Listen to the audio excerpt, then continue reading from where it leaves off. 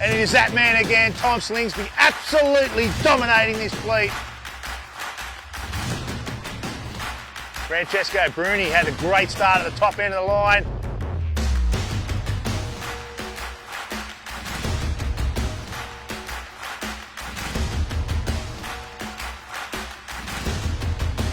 Two boats getting their bows down, we're racing, so nice start by the two boats way up the very top end of the course.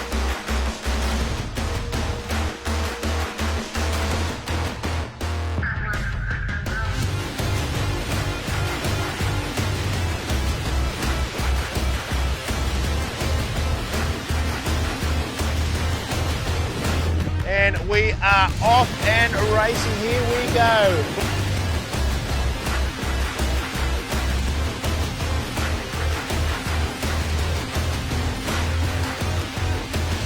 Kyle Langford taking another win. Well done, Kyle.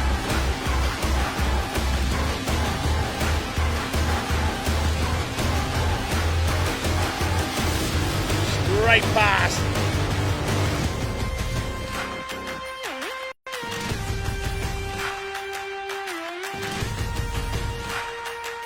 Finds himself in third spot. Oh, we've got a nosedive, a New Zealand competitor.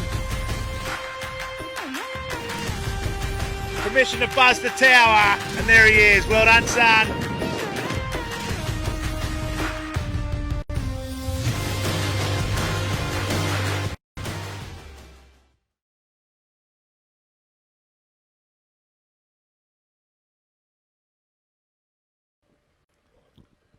And welcome back to day 2 of the finals here at the 2019 Moth Worlds, brought to you by Chandler Macleod, and thanks to our broadcast partners, CST Composites and Mac 2 Boats, two great supporters of this great class.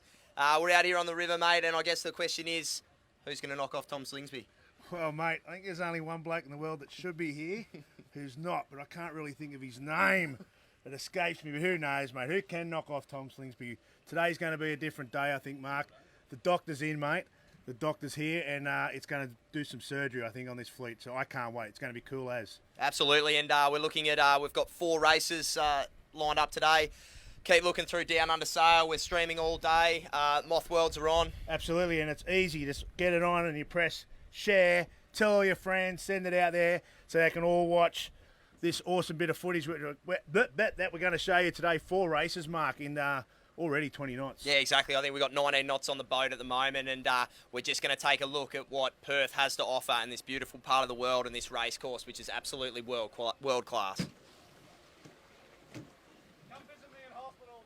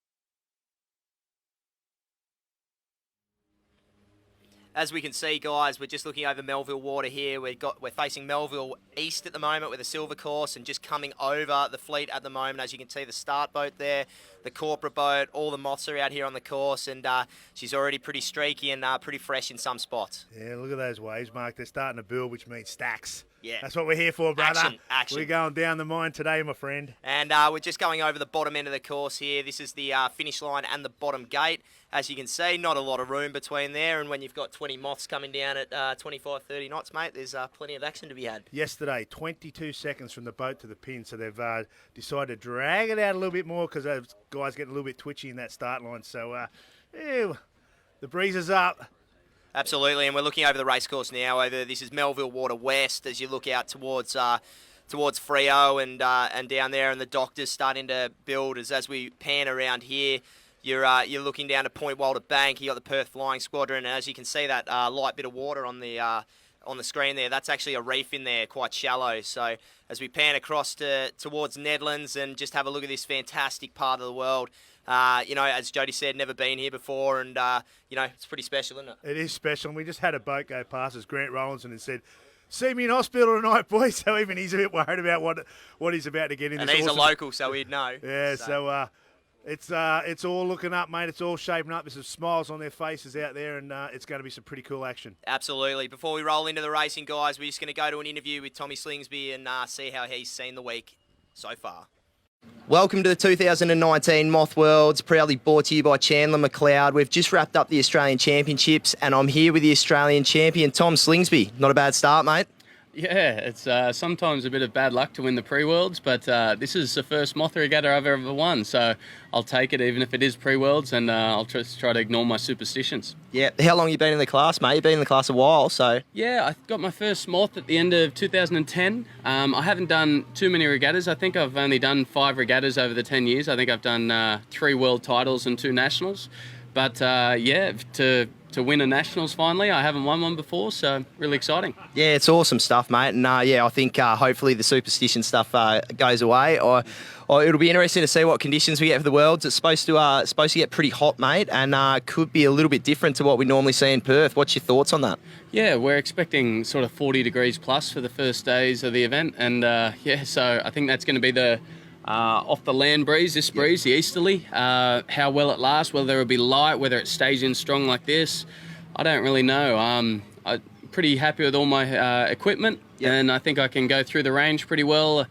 But the problem is just making that decision when the postponement comes down and you've got to head out on the course. You've got to pick the right foil. Yeah, that's it. You can't change over while you're out there. And I suppose it's great coming back to the Moth class for you, mate, after doing so much sailing around the world and, such a busy schedule, and get back here with a lot of your mates. And there's obviously a fair bit of rivalry amongst all the boys, Sail GP and a lot of your mates from home.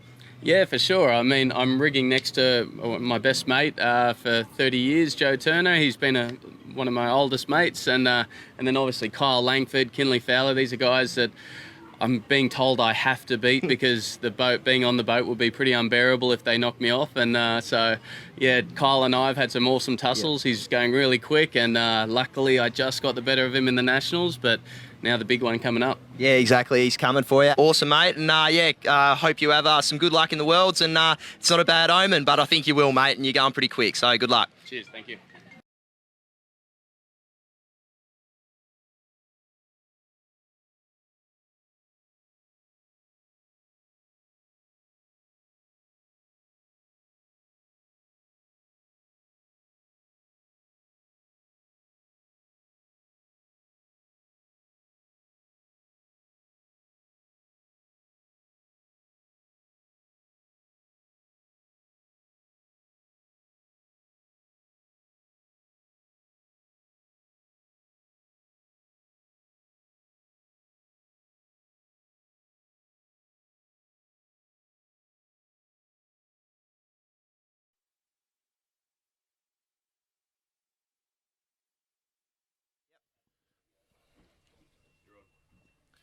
And welcome back to our coverage here. We just had a chat there with Tom Slingsby, obviously the man of the moment, and we were going to see today, mate, who's going to step up and challenge him.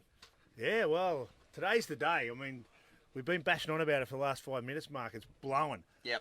Some guys are licking their lips. The locals, they want the breeze. Yep. And I guess what they're hoping is that Tom makes a mistake and then they can put pressure on blokes like Stevie Thomas. He'd love it out here in this pressure. But, mate, from what I've seen, I don't know if they're going to do it, but, we're within about 5 minutes of finding out on this first race. Yeah, that's it. We're within sequence now. We've probably got about 3.5 minutes to go. There's lots of boats buzzing around at the moment. There are lots of boats buzzing around, and they're really, really low on the what we're calling the what? The bullpen. The bullpen. The bullpen. If anyone wants to come on board as a sponsor of the bullpen, we might set that up for next year, I reckon. Yeah, I think it'd be a pretty good spot to throw your business name at. Is the Moth bullpen, but There's plenty of aggro in there too, mate. We've seen a few blokes. A couple of guys said to me yesterday they got run over as they're coming down the line, and just it's full carnage when they're coming in at that boat end and just sending it. For anyone watching at home, keep your eye on the fluoro green rash shirt of Warren C. He's the most biggest protagonist of this top end of the bullpen. And he just loves that boat end. Just causes chaos because he gets in there early and then tries to bail out. He's a lunatic. Yeah. So we'll be getting pretty close here, Mark. We're I'm thinking a couple of minutes away from this 1 minute gun because everyone is lined up, as you can see there in that awesome drone shot with Perth in the background. It doesn't look it on the screen there, but I can guarantee you there is breeze. Oh, there's breeze, and you can see that bloke we're talking about, Warren Sayre, right in the middle of the green, the beacon, green rashy there. Yeah, so he's trying to do his usual. Who's this coming across here, fairly hot? A German competitor. So you got Bruni out in front of that pack, and there's a few of them that are going to start winding up and go to the leeward end. So as you can see, it's really interesting the way the Moths start. It's a real time on distance, wind up, get into it. They sort of log along here for a little bit, and then suddenly, as soon as the ratchets start going, mate, it's all on. Yeah, and like I said, Bruni is really low on that start line, so he's obviously going to push hard for that pin. But Kyle Langford, he's in the middle. We're getting very close now. We're under 1 minute here, Mark. So there's a few of the back guys here starting to wind up. They're coming into shot here. This is sort of the front line. So have a look at that line. That's really odd, isn't it? It is. The way everyone's sort of parked up in this midsection. Someone's it's like a coming laser in for start a fly. at the moment, mate. They're all just sitting We're not on a black flag. That's really interesting. AMAC that's going in there. Yeah, he'll just park himself there. I'll tell you what, he's got a lot of speed uphill, AMAC, and I don't know about that's not handy. We've got a Doyle.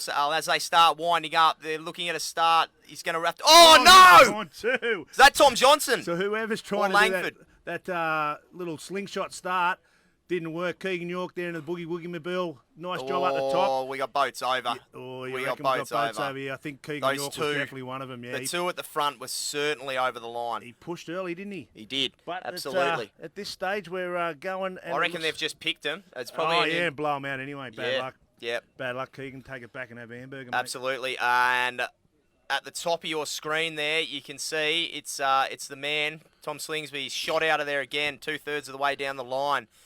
We've got these boats that are up to windward, looking pretty good, but I think it's much more of a left-hand track earlier today than it was yesterday. And remember, it's blowing hard, mate. So they're not going to. They're going to minimise. Look at that. Yeah. Already. Crazy stuff off the start line. Wow. And we've got Brad Funk down here, the USA competitor. The funky bird, the molecule, what did he say? The water molecule splitter. These Slingsby is calling him. So, yeah, he'd hate to be a water molecule in line with his foil. He's going all right there, Brad Funk. If he can hold that boat off 4-1-5-6, we'll pick that boat up 4-1-5-6.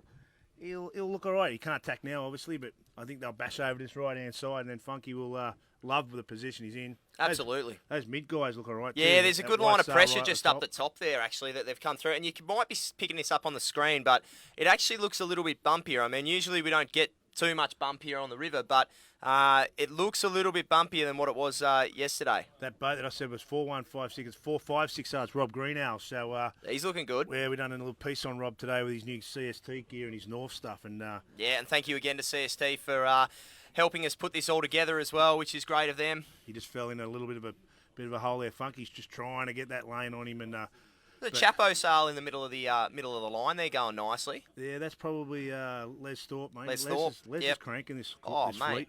He's he's got his new boat, and obviously we spoke to him earlier in the regatta. He had a bit of carnage, so we do have a couple of those Chapo sails on the course. But Tommy Burton, Les, they both show there's plenty of pace to be extracted out of that bit of kit. They look quite nice too. But looking at that shot from there, it's just Slingsby has been slingshotted out at the start. It's all.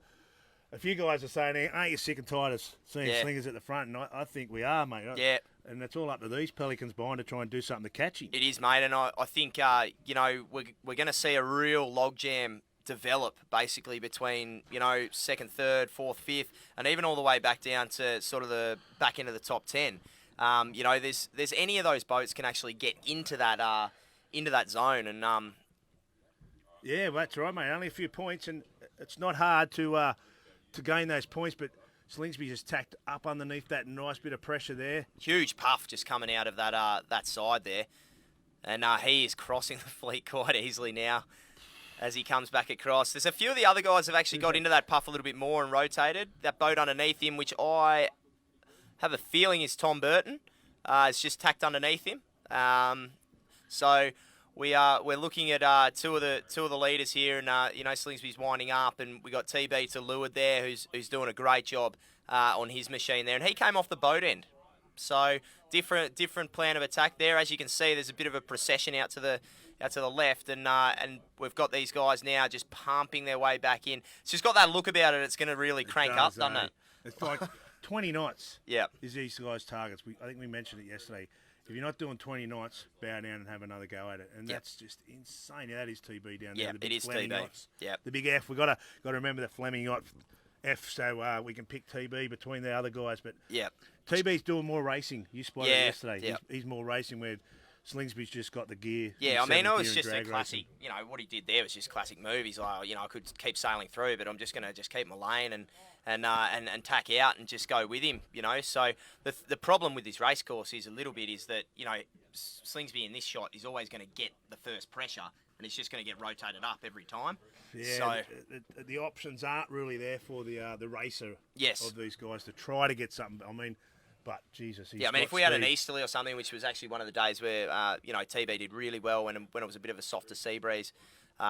He did really, really well, and this looks like Brad Funk here with his morph. For a shot. Yeah, morph suit on, just aero, just loving it. Loving being out in Australia. He's been out here for about a month now.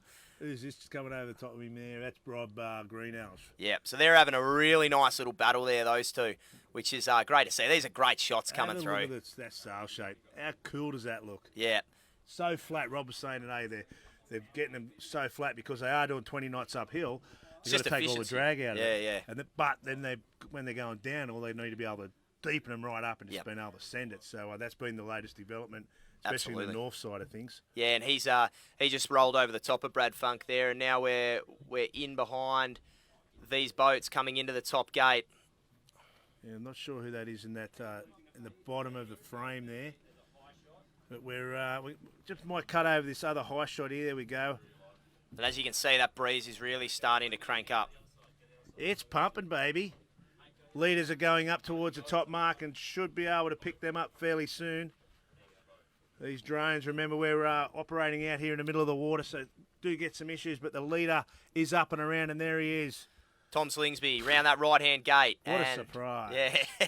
Who would have picked that, eh? Anyone playing an aim first at top mark, you've done really well at $1. Yeah, absolutely. Yeah, you couldn't get a market for him, I wouldn't have thought, to be honest. He's the winks of the moth racing at the moment, Slingsby. Yeah, and we've just got the boats starting to come around the... Yeah, hopefully we can pick up these other boats, where the real racing is, because he's getting up the top so quick and just legging it. Yeah. The actual battle is between the 3, 4, 5, 6 sort of racing, and yep, and that's it. And we've just got to, and we're going to go back to this fleet shot as they all start coming around the top mark here. Looks like we've got Francesco Bruni down there to leeward. Bruni wanted the pin too, eh? He fought for that pin. Absolutely. So as we start coming back down towards the bottom of the course. Cool shots. Yeah, great shots. Just the overview of the fleet, and it's super tight there between those first two, which I think is that a Doyle sail there. Yeah, it's definitely a Doyle Gold. So that's Langford, I reckon. It looks like Beaker. He's gone through a jibe. Yep, that's the big seagull. That's it. So he's running about fourth at the moment. You can see Slingsby in the distance there, just before that shallow water reef. Great shots here of Kyle Langford going downwind here. Melville Water, 20 knots. How good is it? We've got some pretty cool drones, mate, and they're struggling to keep up these motos. Yeah. They're on the charge. Absolutely. Come on, Kyle, send it downhill. We need you to catch up to your Sail GP buddy, old pal there, and give him a little bit of stick. So do you reckon we're looking at Greenhouse down there down the bottom there? Yeah, I think so. Well, you'd imagine that Greenhouse or TB would be and down there. I haven't seen Funky Bird. No, I haven't seen Funky. Greenhouse was with him coming up that top mark, but TB, I'd say that's TB just in the top right of your screen with that.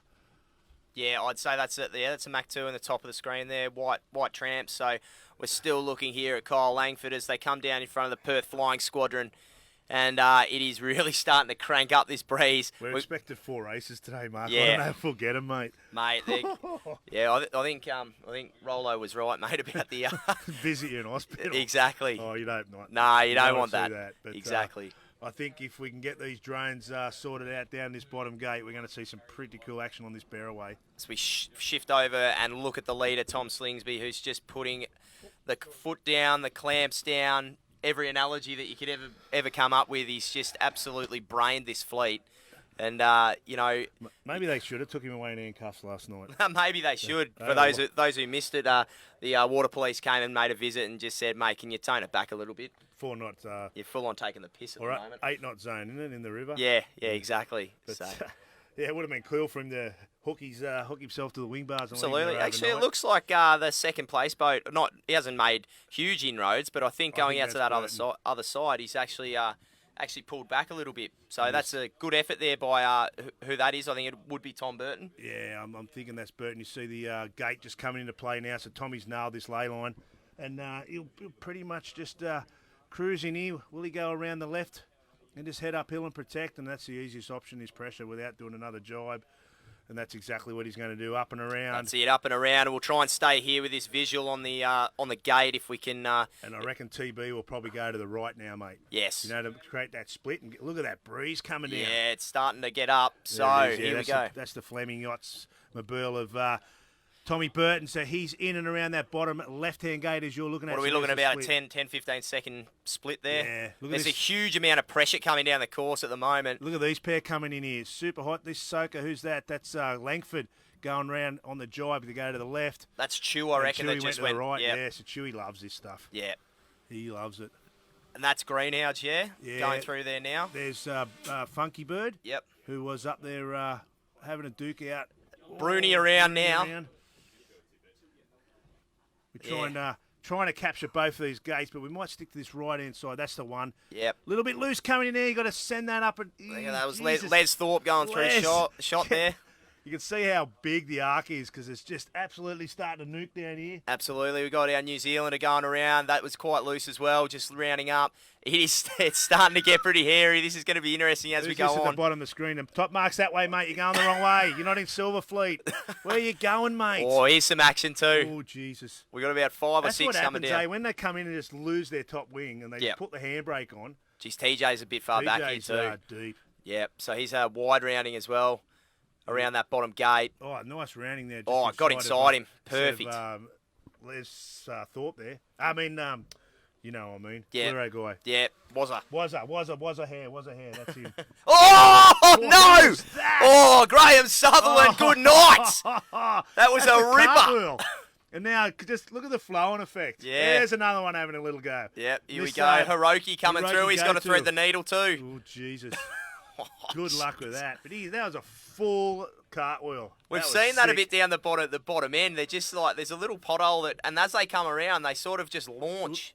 A little bit of a give me some room there, boys and girls. That's Jimmy McMillan. Fairly deep back in there. There's a Chapo sail for you. Yeah.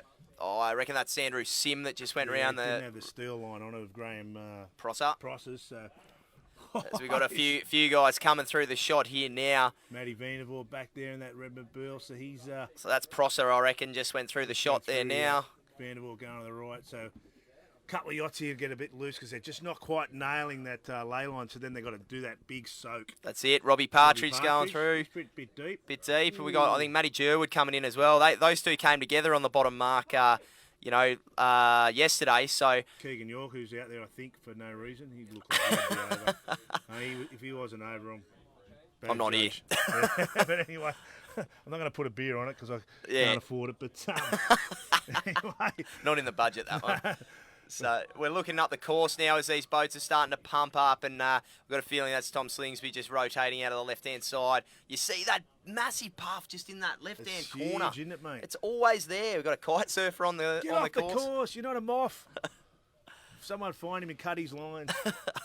He's out there having a crack. Why wouldn't you? Absolutely. Got pretty much a Swan River to yourself, apart from 67 moths. Mate, it's an unbelievable place for water sports, this place. It's just, you can understand why there's so much outdoor activity that happens in Western Australia. It's been 40 degrees and, it's toned back a bit to 37. It's nearly as nice as Lake Macquarie, mate. It's not bad. It's not bad. Luke Adamic could be listening to this because he's not racing. He'd be going, yeah, there's no weed. There's no weed here like there is in Lake Macquarie. There's a few jellyfish getting around. There's a plenty of jellyfish. Yeah. As we see these boats bouncing out of that left-hand corner now. That's I reckon that's Chew Chew, Greenhouse, and Funk. yeah, the funky bird looks alright. He might step up off of me. He does, doesn't he? He's got plenty of height there. So Certainly cranking that thing over. really interesting again, as we said. Oh, he's had a bit of a blowout there. Bruni going through Bruni, attack. Not a good tack for Bruni. So these guys must be close to a lay. Yeah, I'd say they're pretty much on the lay. Matty Chew is just He's smoking there, isn't he? burnt Greenhouse off like he was standing still, mate. In that last couple of seconds, Yeah. he's put 100 metres on him. Yep, and we were focusing on Matty Chew yesterday in a very, very similar position where he Drop his mate a douche. It's not that hard. nah. And I tell you what, when you're in a position like that, you're running in on second. He's getting rolled, Greenhouse. He must Yeah. be trying to get up to this lay. So Bruni's just smoked him. Chewy smoked him. Yeah, you got Funk out to windward. Or someone's gone through attack there and nearly in the drink behind. They are in the drink. And they're in the top 5, top Yeah. 6 boats. So the pressure's on It already. is.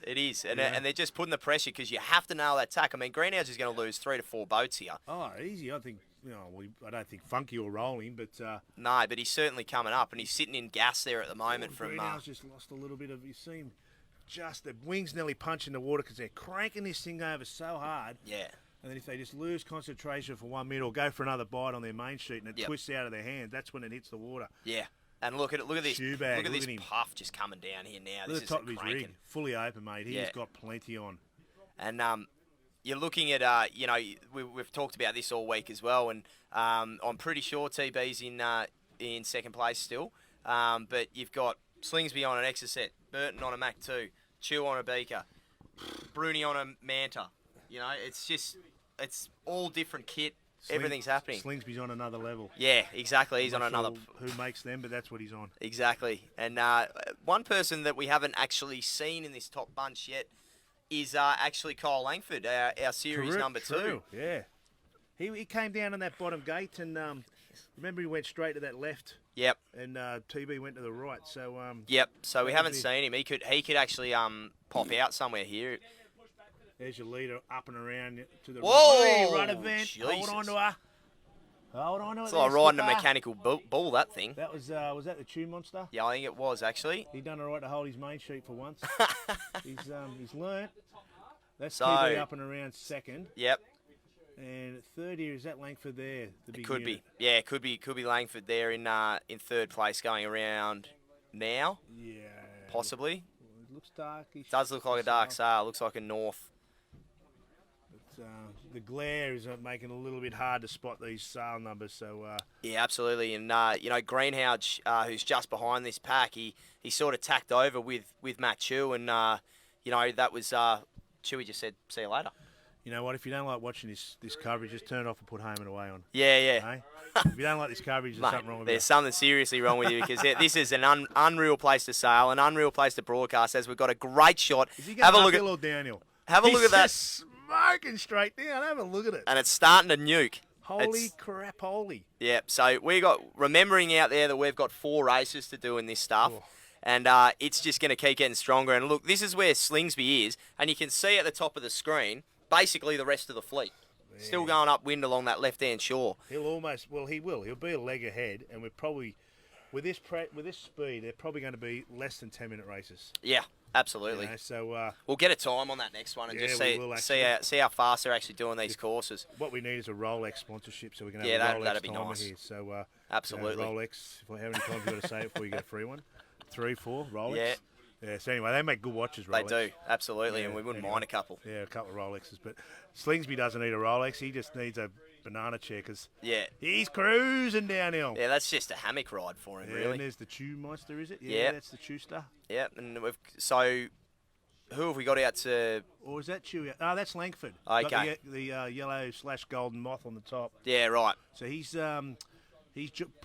looks like he's jibed early just to try and force something on Chewy here, but He's going pretty well, He's coming Matt at him. Chew.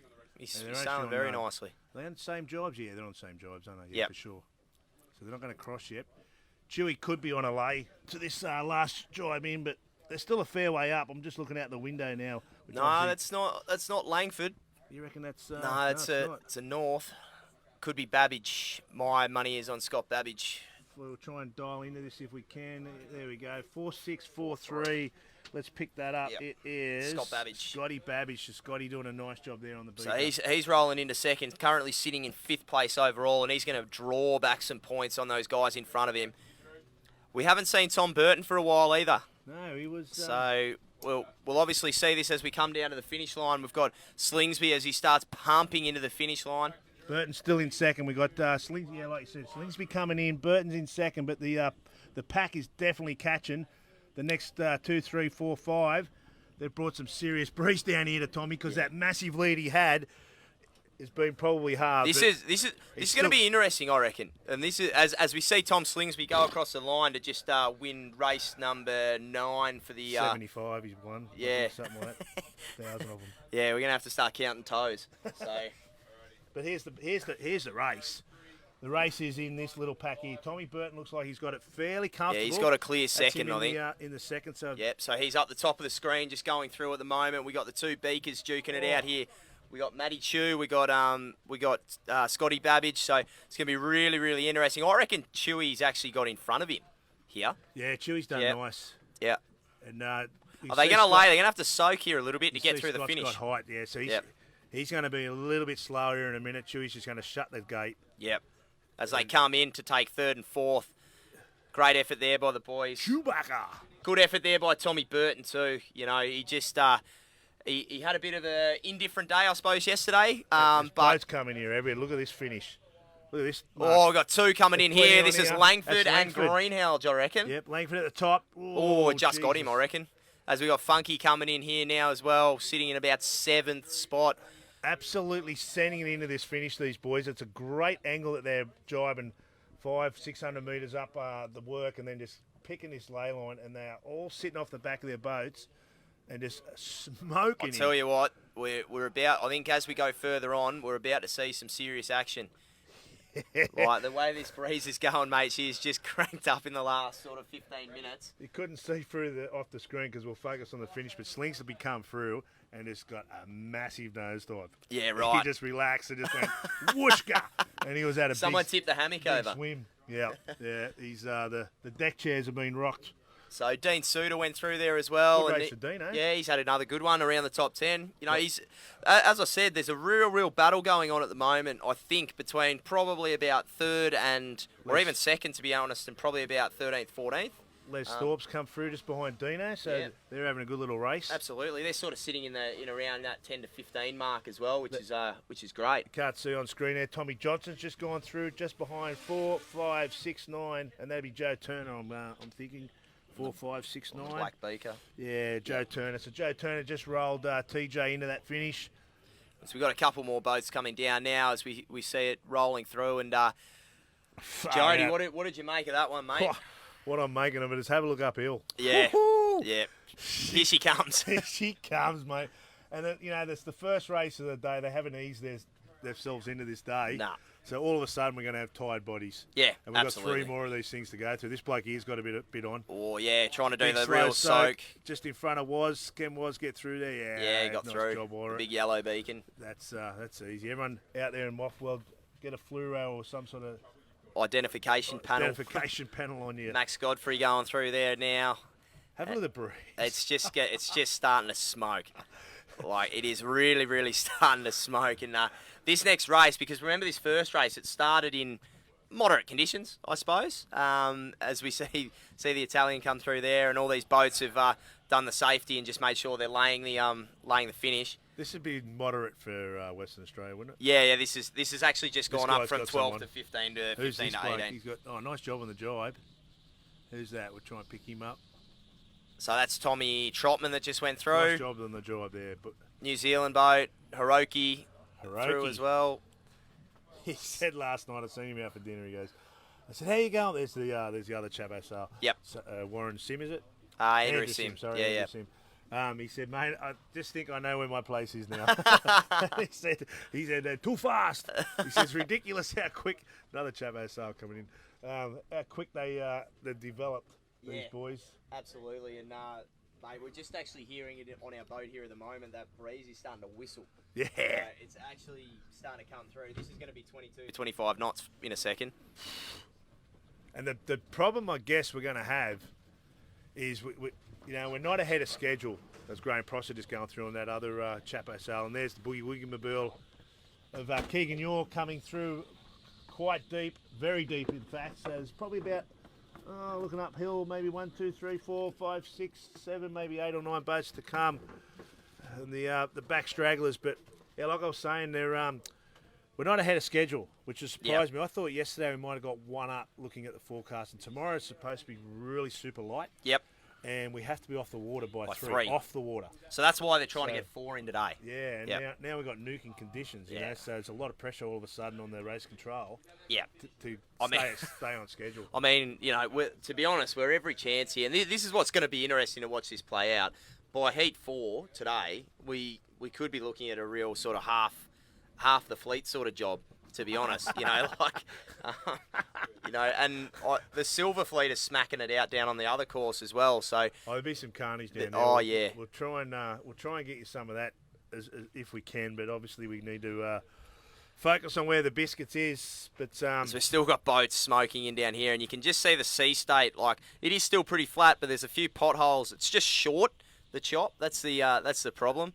So that's not a problem, mate. That means nosedive. Exactly. It's no problem for us sitting here. Like I said, Slingsby went through the line, just relaxed that 1 second, and he's got catapulted off his boat. Yeah. That's where you're going to have these problems with, the boats, the deceleration of the boat, all stuff, things break. Yep.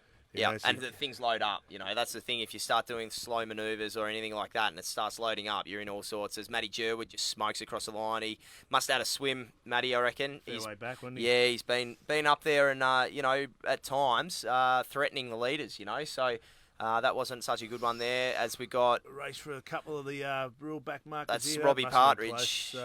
I think Rob finished through before. I think that was the Hong Kong boat just went through. Oh yeah, it was too. Correct, Mundo. So bad one for Rob. Yeah. So as we're looking up the race course at the moment, and it is just absolutely smoking at the moment. I'm thinking 25s. Yeah. Oh, and by the end of the day, it's going to be right there. So it's a dense breeze. Yeah. 25 dense breeze, you know, and it really shakes the shit out of the boats. And we haven't had one yet. Nah, this is the Fremantle Doctor. This is what we've been waiting for, and this is what we've got. Excuse me, bar lady, bartender, can we have a drink in here, please? Just grab my water. I'm just getting a little bit parched. Sorry for you out there, but this is as live can be here, Mark. Absolutely, mate. It's the setup you Pelicans have put together. Yeah, it's good, mate. Like we've got everything at our fingertips, and you know, it's just awesome to be able to. It's the big bottle in there. Sorry, people at home. It's the big bottle in the fridge out there. Oh yeah, copy. Big one. And yeah, as we're going, we're in between races now, and we'll probably shoot off and have a look at some highlights shortly of some of the other events that we've done. You shall receive, mate. Get your there you water. go. That's it, mate. It's not a Rolex, but it's nice. No, that was. Geez, that'd be nice if that just dropped in by carrier pigeon. Oh. So we might just shoot off and have a look at some highlights from the week. Give you guys a bit of a rest from the racing, because I tell you what, it is going to absolutely smoke in these last couple of races, and there is going to be all sorts of action. So we'll flick it over now. What's in my drink?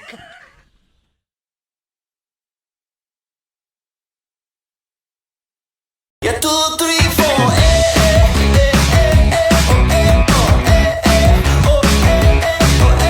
Hello and welcome to day one of the 2019 Chandler Macleod Moth Worlds here in beautiful Perth. Hello, how you going? Who are you and where you're from? So take it away. Grant Rollison, well, you know, born in proudly New Zealander, but did actually grow up at this club. You go out there and smash the first couple of races, mate, and get at the top of that leaderboard early. Yeah, smash rather than be smashed. Good luck, buddy. Thank you. Thank you. Who are you? How you going and where you're from? So take it away.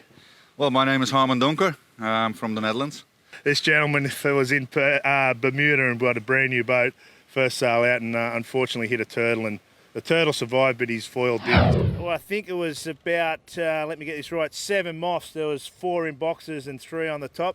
How you going, champion? Yeah, just a nice 3,900 Ks. Pretty hard, to be honest, but I suppose I better get up and do something. Breaking that.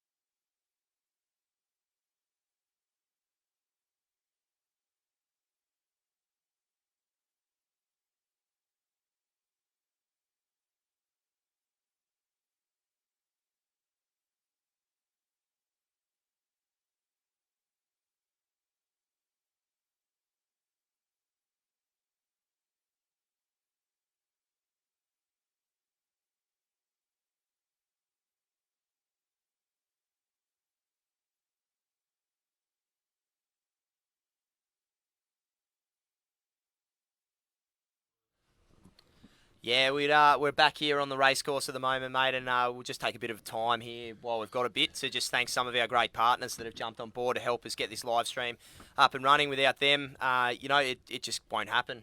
So Chandler Macleod, who sponsored the Worlds, the naming rights for the Worlds, they helped Mounts Bay get us over here to do that, allowed us to get a start and develop what the program that we've put together. And then obviously we roll into CST Marine, CST Composites, and we've also got Mac 2 boats, who are both just great supporters of this class and been around for a long time, Jody. Yeah, and that's it. Without those supports, these events can't happen, and without these events, you guys wouldn't be sitting at home watching this awesome action. And we got a comment here from Mick Hoonan, who's just dialed in, Mark, and he said, bottom mark is going to get messy by race 4. I think it's going to get messy. I think it's already messy. Mate, it's going to be a genuine washing machine down there, and there's going to be just carnage and boats everywhere. So I wonder if we'll get to a point where they actually can't get through the gate because there's that many boats in between the sticks. So it'll be good, mate. These guys are... I mean, this is what they race these boats for, to be honest. I know it's probably scaring the crap out of a lot of the sailors, but when they rip that thing around at the top mark, they just absolutely love it. And I wouldn't mind. I know there's a lot of guys out here that have got GPSs on and things like that, and I wouldn't mind seeing some of the speeds, to be honest. Yeah, well, geez, I reckon they would have had to been sitting on early 30s there. The front boys. Absolutely. On that downhill, on that big gust, mate. They were just sending it. That bear away, basically at the top end of the course, where they come around that top mark, it's dead flat water, which is a real feature of this course, to be honest, because where it does get iffy is the bottom, and it's a bit lumpier down the bottom. But usually, it's like, oh, when do I rip the thing away upwind, or, it's a bit lumpy or whatever. But here, it's so protected at the top end of the course. Top's really flat, isn't it? Yeah. So it makes that part easy. Yeah, exactly. So you can get away downwind. But false sense of security and what you're about to get bashed in down the bottom here. Oh, and it's the thing that trips everyone up is that final jibe, making sure you get that angle right and that final jibe into the bottom gate. And then if you don't hit it, and if you have to soak, and then you got boats coming in at 20, 25 either side of you. Yeah, you just get that sort of wishy-washy, rolling side to side. Speaking of rolling, Grant Rollinson just went through, so he survived the first race. We can confirm. Any Rollo people at home saying, wonder if he's in the hospital yet? No, he's just went underneath the boat here, and he's got a pretty big smile on his face, and they're loving it. That's why they came here to Freo. That's what was on the glossy brochure, mate. Come to Freo, get into the doctor. Absolutely, and I know a lot of the boys that I know from the East Coast. The first couple of days here, they were just like, "Geez, it's pretty. It's pretty windy. There's a bit on," and it's just like, that's nothing. The Freo doctor. It's come in. We've sort of had really soft sea breezes for most of this because it has been so hot. We haven't had an easterly, which is relatively unheard of. At this time of year, so. Now they're into it. Now this is where it's going to sort them out. And of course, we had to race the 4 races on this day. Yeah, absolutely. And the rest of the race control boat, as you can see, just gone off screen there. They've got all their flags down. So I hope they're not going to put this into postponement. I hope they are going to just send them. This is the world titles. It isn't a schoolboy championship. No. And to be honest, the fleet here, mate. The other thing too is, Jody, is the worst thing that you can do is actually hold these guys sitting around. That's where things start busting, and because they're not the easiest boats to sit there and do nothing on. There's about one thing you can do on it, and I'm not going to mention on the. You can go to the toilet easy on them. That's about all you can do. Absolutely. But looking out our window here, Mark. There's as we scroll around here, you'll see a few blokes upside Brad down. Funk there on the camera. He's doing it pretty nicely. The speed suit man, the molecule speeder. Yeah. He's meditating. He can find a camera too, actually, Funky. He doesn't mind it, eh? He's the sexiest man in USA sailing. Absolutely. Him and Rome. Yeah. I reckon Rome would have to give him a run, but Definitely Funky. We just got Rolo doing flybys here at the moment. Woohoo! How much fun's this? He's the only one sailing up on foils, a lunatic. So we probably will end up in hospital in a minute. There's a nice shot of Funky. Any Brad Funk fans out there? Say hello to Funky on the live stream. There he is. Look, get us away, Funky. He's flexing. Nice. Here we go. He must have comms on him. He's on his sport. I was going to call it a small suit. He goes slingers through the shot there. His morph suit there. So got a rip in his morph suit. He's got it looks like he's got some sort of headband on. He has too. What the? He's got no hair. What's he got a headband on for? Might be fast. Could be. That could be part of the aero. It might have the gel in the air. Maybe Yeah, it is. the old something about Mary going on. Oh, maybe. It's been down here for a while, so I'm thinking so. But yeah, so we still haven't. Oh no, we've got a on station flag. I believe up it, again. yeah, we're in about 7 minutes. We got a call from the boys up the front here, keeping the binos on the boat, and they said that there's 8 minutes before, so the on Geez, station's Funky gone Bird up. with the big bear away there. You can see him just out of our window out there. Up there, you can see the waves and the wind. We did get a reading off the committee boat just before there, Jody. They can confirm that it was 17 gusting 21 at the moment. So again, I think they're measuring that in Western Australian measurements, which might be a bit unders, but you know, it's going to be plenty of action. So I'll tell you what, the corporate boat's full today too. The old Willie, The big black Willie. that's it, mate. She's over there, and it's got plenty of corporates there on board, enjoying the hospitality. It's one of those places, Western Australia, just got fantastic hospitality. You know, the club's been great. It's a volunteer club, Mounts Bay. They've done a great job to be able to put a regatta on of this size and, you know, this magnitude as well. You know, these guys, as you said, it's not a schoolyard setup. This is these are the best sailors in the world, or at least some of them. You know, there's a few that are missing. Some of the best wussed out. Didn't want to come over. They apparently had other things to do, but those who are here are now going to really enjoy what the Swan River and this Frio Doctor will And it's going to be, and this is, as we've spoke about this all the time, this is where the strain comes on. This is where the strain comes on the boats. This is where, you know, the blokes are hiking hard, and, you know, Slingers and Burton, you know, no coincidence that those two were right up there, probably the two hardest hikers in the fleet. You know, 1 and 2, so they were swinging their boat down, and you know, TB's doing just such a good job on, like, the, you know, He's just trying to stay solid, isn't he? He is. Like, just, I think they're never going to admit it, these guys, because they're too top level. But I think they just know that all they're doing is fighting for the podium now. Yep. You know, so they're thinking, right, I've got to race because we're not going to let him just have it Yep. his own way. But they know they can't box him in. I was talking to a certain gentleman this morning who's fairly high up in sailing. Yep. Out somebody, I think Nathan, somebody. I said, mate, how One would of the you guys that's not here. how would you bully him? Yeah, Like, how would you yeah. bully him on a racetrack? And Nathan watched the race yesterday. He said, mate, with speed like that, you can't. Nah. And that's as simple as that. Like, they would get taught how to Yeah. bully people. Yep. But, you know, with speed and height, Well, he's just intimidating the fleet. Yeah, you know, exactly. as you That's said exactly right. yesterday, he's just like, you don't want to start anywhere near him because he's got a ridiculous high groove. He puts the bow down and he just spits you out. And you don't want to be anywhere near him, but the only way that you're going to stop him is by being a speed hump in let's front make of a him. pact. Let's not talk about him for this next Yeah, race. well, we'll see how that goes. We're not going to mention him. If we mention him, you owe me a beer. All right. If I mention him, you owe me 2 beers. Okay. Does that work all right? Yeah, it's good. And that a Rolex. That must be Wanji maths coming out, I reckon. And a Rolex. A Rolex. I'm determined to get a Rolex there, Mark. One of us. Oh, hey, Mac, just off screen there. You'll see the sailors are just starting to set up in what Mark calls the bull pit, because the good news is the flags are up, my friend. Yeah, and we are within. We are within 5 minutes, or probably we're into three, 4. three and a half, something we'll be like getting that. Close. So, The bullpen is bullpen. lining up. yeah, it's So- everyone's sitting in there. There's quite a few boats in Kyle the drink. Langford just going through shot There's there. There's a boat that just cartwheeled down the line. 3 so minutes to go, so getting close to boogie on time for this second race here in beautiful Perth on day 2 of the Gulf Fleet races. AMAC's So, getting his boat up now. He just had a big spill there, so that's not going to help him too much. But again, like, we can't thank Mac 2 enough. They've been great sponsors of this broadcast, and it's got a lot to do with Andrew.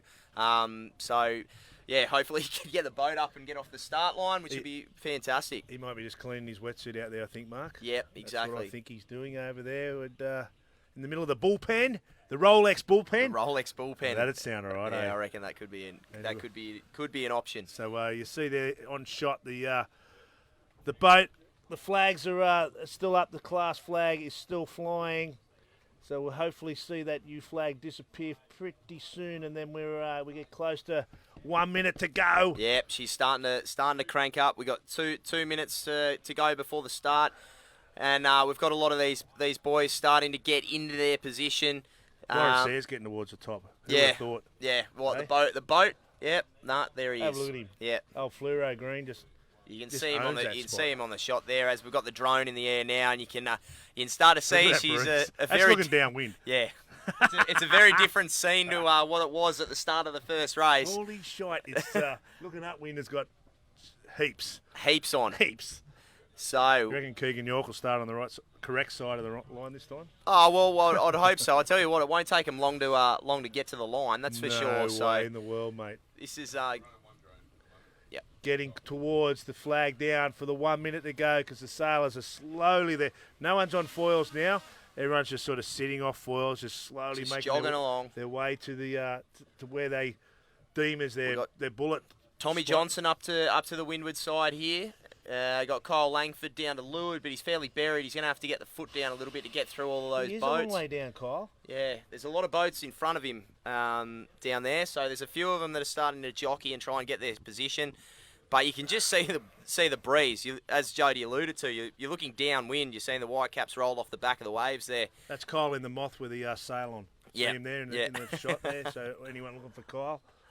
But it is cranking, and we've got these guys. They're starting to look. We're inside a minute, and they're starting to jockey up there. We've got probably Tommy Johnson to windward. Down, eh? No one's pulled the trigger yet. Nah.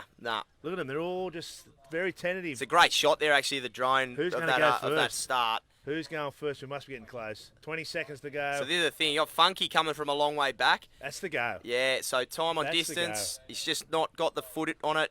Nah, We're down to 10 seconds to go here. Bruni was in the drink on the start. Yes, you'll see Funky Bird coming to shot here in a minute on the TV, right on the You boat got end. Burton 2 down. And there's Burton's a Funky. little bit buried. Funky, nice start. And Keegan York, give him one. Yeah, We'll he give was him on the a- right side. we'll That give is him a hammer. that's one of the most even starts that we've seen. Yeah, that was a good start. You So know, TJ in fantastic. the middle there with the yellow sails, the Doyle sails. He designed them sails himself. Yeah, absolutely. How cool is that? It's really cool, you know. Oh, Keegan gone! See you later! He had such a good start and he stuffed it up with 100 metres. You imbecile, what are you doing? He would have been loving life there. He had Funky Bird off his side and he just, how do you nosedive going uphill? Just stop the race there, he was saying. Take it home. Oh, no. What are you doing, Keegan? So, who we got up the top end here? That looks like we have Tommy Burton down there that's just popped out underneath that boat. We've got Funky to the left of the screen here. He can't live there, I don't reckon, that bloke. Way. And TJ's a little bit buried there because Tom's got the foot down and he's going to try and roll over the top. This is a great shot from the windward side here. Much more even start. We haven't seen anyone really No pop one's out. extended, eh? Nah. Tommy Burton's got good pace here. Really nice pace. Burton in the guts Yeah, there, you reckon? yeah. He's looking all right. So whoever that is on the far left, Yep. and you'd expect that's probably, you know who. What is it? That guy. Oh, lucky. Lucky. So- I could almost taste that beer then. I thought it was coming. But that bloke, if he tacked... Probably the biggest question about the whole thing is now as this breeze clocks further left, when they run out of water on that side, are they going to be able to tack and lay the gate? That's the thing with the now with this with the is breeze, honking, right? mate. Yeah. You know, this is really blowing. They wouldn't be able to go full noise on their Yep. on their leeches, so they're not going to get their height. And it's probably going to take put another couple hundred metres into this work for them because unless they can get, like you said, far left. Yeah, and that's the thing. They will run out of water as they get in there. As we've got a great shot of Tommy Burton here at the moment. There's an overview shot of the fleet as we head down towards that left-hand side. That's sort of what I'm talking about. There's a powerboat in the way up there, but as you get into this corner, it gets quite shallow. It is, again, another 1.1, 1.2 nautical mile work, so they really try and stretch it out as much as they can and luckily get them up into that Boats in the headland middle of the area. course have done pretty well here, I think. There's a whole Yeah. heap of boats just in the middle here that are punching out, which There are goes actually the leader. the leader, Who would that be? Maybe? guy on the white boat. Oh, yeah, white with the wings. Yeah. Yeah, right. So he's tacked. So that's Burton Maybe to the most maybe windward. That's Bruni in that clearish sail. He seems to run Possibly. that sail, doesn't he? Yep. Got a few boats starting to tack over at the moment. It's pretty Another hard. clear sail, so it could be anyone. Pretty hard conditions here to tack. I know that Langford's in the mix there. Can we go back to the other drone, Jordan? We've got a couple of. We've got one of the. Can we go back to the other drone shot? You can hear through the window there, Mark. Yeah, It's just whistling. It's so windy. And we have got eyes on Silverfleet, which, you know, from our boat, we and go I to can the tell other you drone there shot? is boats at the top marking we go to Silverfleet, the other drone absolutely upside down everywhere. So Yeah. there is plenty happening here. But we do have to focus on the leaders, and look at that. That's Kyle Langford Kyle who tacked Langford. out.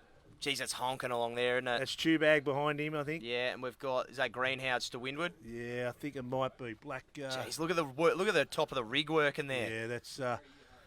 They'll know how their development is. Rob was saying how he wanted to try and get it right through the range, and this will be pretty much top end of that. Jeez, just look at that top, just flicking off. Yeah, just look at the mast bender they got. Yeah. Cunningham on so hard.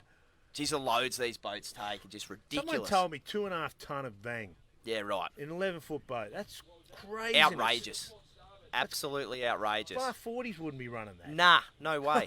They probably are, but Yeah, but you know, have a look at the size of the boat. 2.5 ton. And they're still wanting more. Some of these guys. Yeah. Who's that leader up there? You reckon? Yeah, no, he's got Exocet, Black Tramps, Right. I think. He's going all right, but these pair here on the chase. Yep. Look at the breeze. That looks so nice. That flat spot Oh, up the top mate, there. it is just rotating up into the left, and that's beautiful. That's a good shot. That was Langford out to Windward. We've got Bruni down to Bruni Leeward. down to Leeward there. Is that AMAC? Just Yeah, above that's Bruni? AMAC. Yeah, he's in there. Go, you good thing. Yeah. He loves it. And then I think we got Funky there as we're starting to drop down. There's another great shot, Get that up, yeah. How good's that? Oh, mate. Yeehaw, here comes the fleet. So is that Brad Funk there in the white boat? Oh, I there? think it's got a couple of numbers. That, Or is no, that no? not It's the Funky. Italian. It's the Italian boys in the Faraghi. Manta. Yeah, the Farigis. The one that tried to Had a bit of claim swimming that lessons. just letting your boat go through the finish line without being attached is a moth in its normal position. So he was Yeah. after redress. And I think by the looks of it, out to Windward there, looks like a Matty Jerwood with the big sign on his sail. So he's having a much better race this time. Windsurfer going through the mix there. Yeah, we haven't seen a windsurfers out here, so that tells you it is blowing out here on the Swan. That's a Here great in beautiful Perth, Australia, for the 2019 Moth World titles, brought to you by. shot. Down under sail, mate. Get it on. You blokes are unreal. Yeah, we got to get sharing, get it out there. We got a boat around the top mark. I don't know if you can pick up who that is, Jody. I think he sails the Sail GP. I think he might be a skipper off. I'm not sure. Can't So think of his name. he's had a bit. Someone's around second, and I'm thinking that is TB again, eh? Yeah, I think TB. He's done really well, Tommy Burton. He's So as we watch these that boats, Langford, third, you think? The big unit? yeah, I reckon that's him. And or is this TB here now? This is TB here now going around, I reckon. Just with the white wings. Oh, yeah, copy. Yep. He's got that little white air Yep. rashy. Farighi's round next. He's doing all right, the youngster. Yeah, no, he goes good. He be loving this. Right in front That's of big Bruni. Bruni, so Italian connection. Yeah. Farighi would love nothing more to beat Bruni. Imagine that. Oh, absolutely. The young star against the old bull. So as we got these boats starting to Oh, rip yeah, downwind. whoop. Hold on to her. So is that Australia? 4598. Is that Joe Turner? That is Joseph Turner. He's having a great race. He is loving it. He didn't have such a good race yesterday. He went from in the top 10 to down into starting today in 17. So, yeah, he's 4596, was it? Was that Yeah, the that's star number? yeah, that's him. Yeah, that's Joe. So he dropped a fair bit yesterday. His results were 14:35.14. So he's having a crack at We're it. about to eh? get a great shot here, overview, looking at how windy it is at the moment in Western Australia. Just a great place to come sailing, great place to visit, great place to go moth racing for sure. I'll tell you what, these waves might cause Just a little what bit you of... want. Yeah, Cruising downhill at 30s and some lunatic in a boat goes straight through and puts waves and wash in front of you. Thanks, champ. as they go through that right now, they managed to hold on. But looking out the window, we cannot see the leader. I reckon Kyle Langford's in He's second at the coming up. moment. Look at him hanging off it. Who Jeez, is that's that? a ripping shot, isn't it? That's TB there, isn't it? With a white rashy on the right-hand side. No, it's got a white boat. Who is that? That could be... We're going to pick his sail number 46 something. Of course. 4563?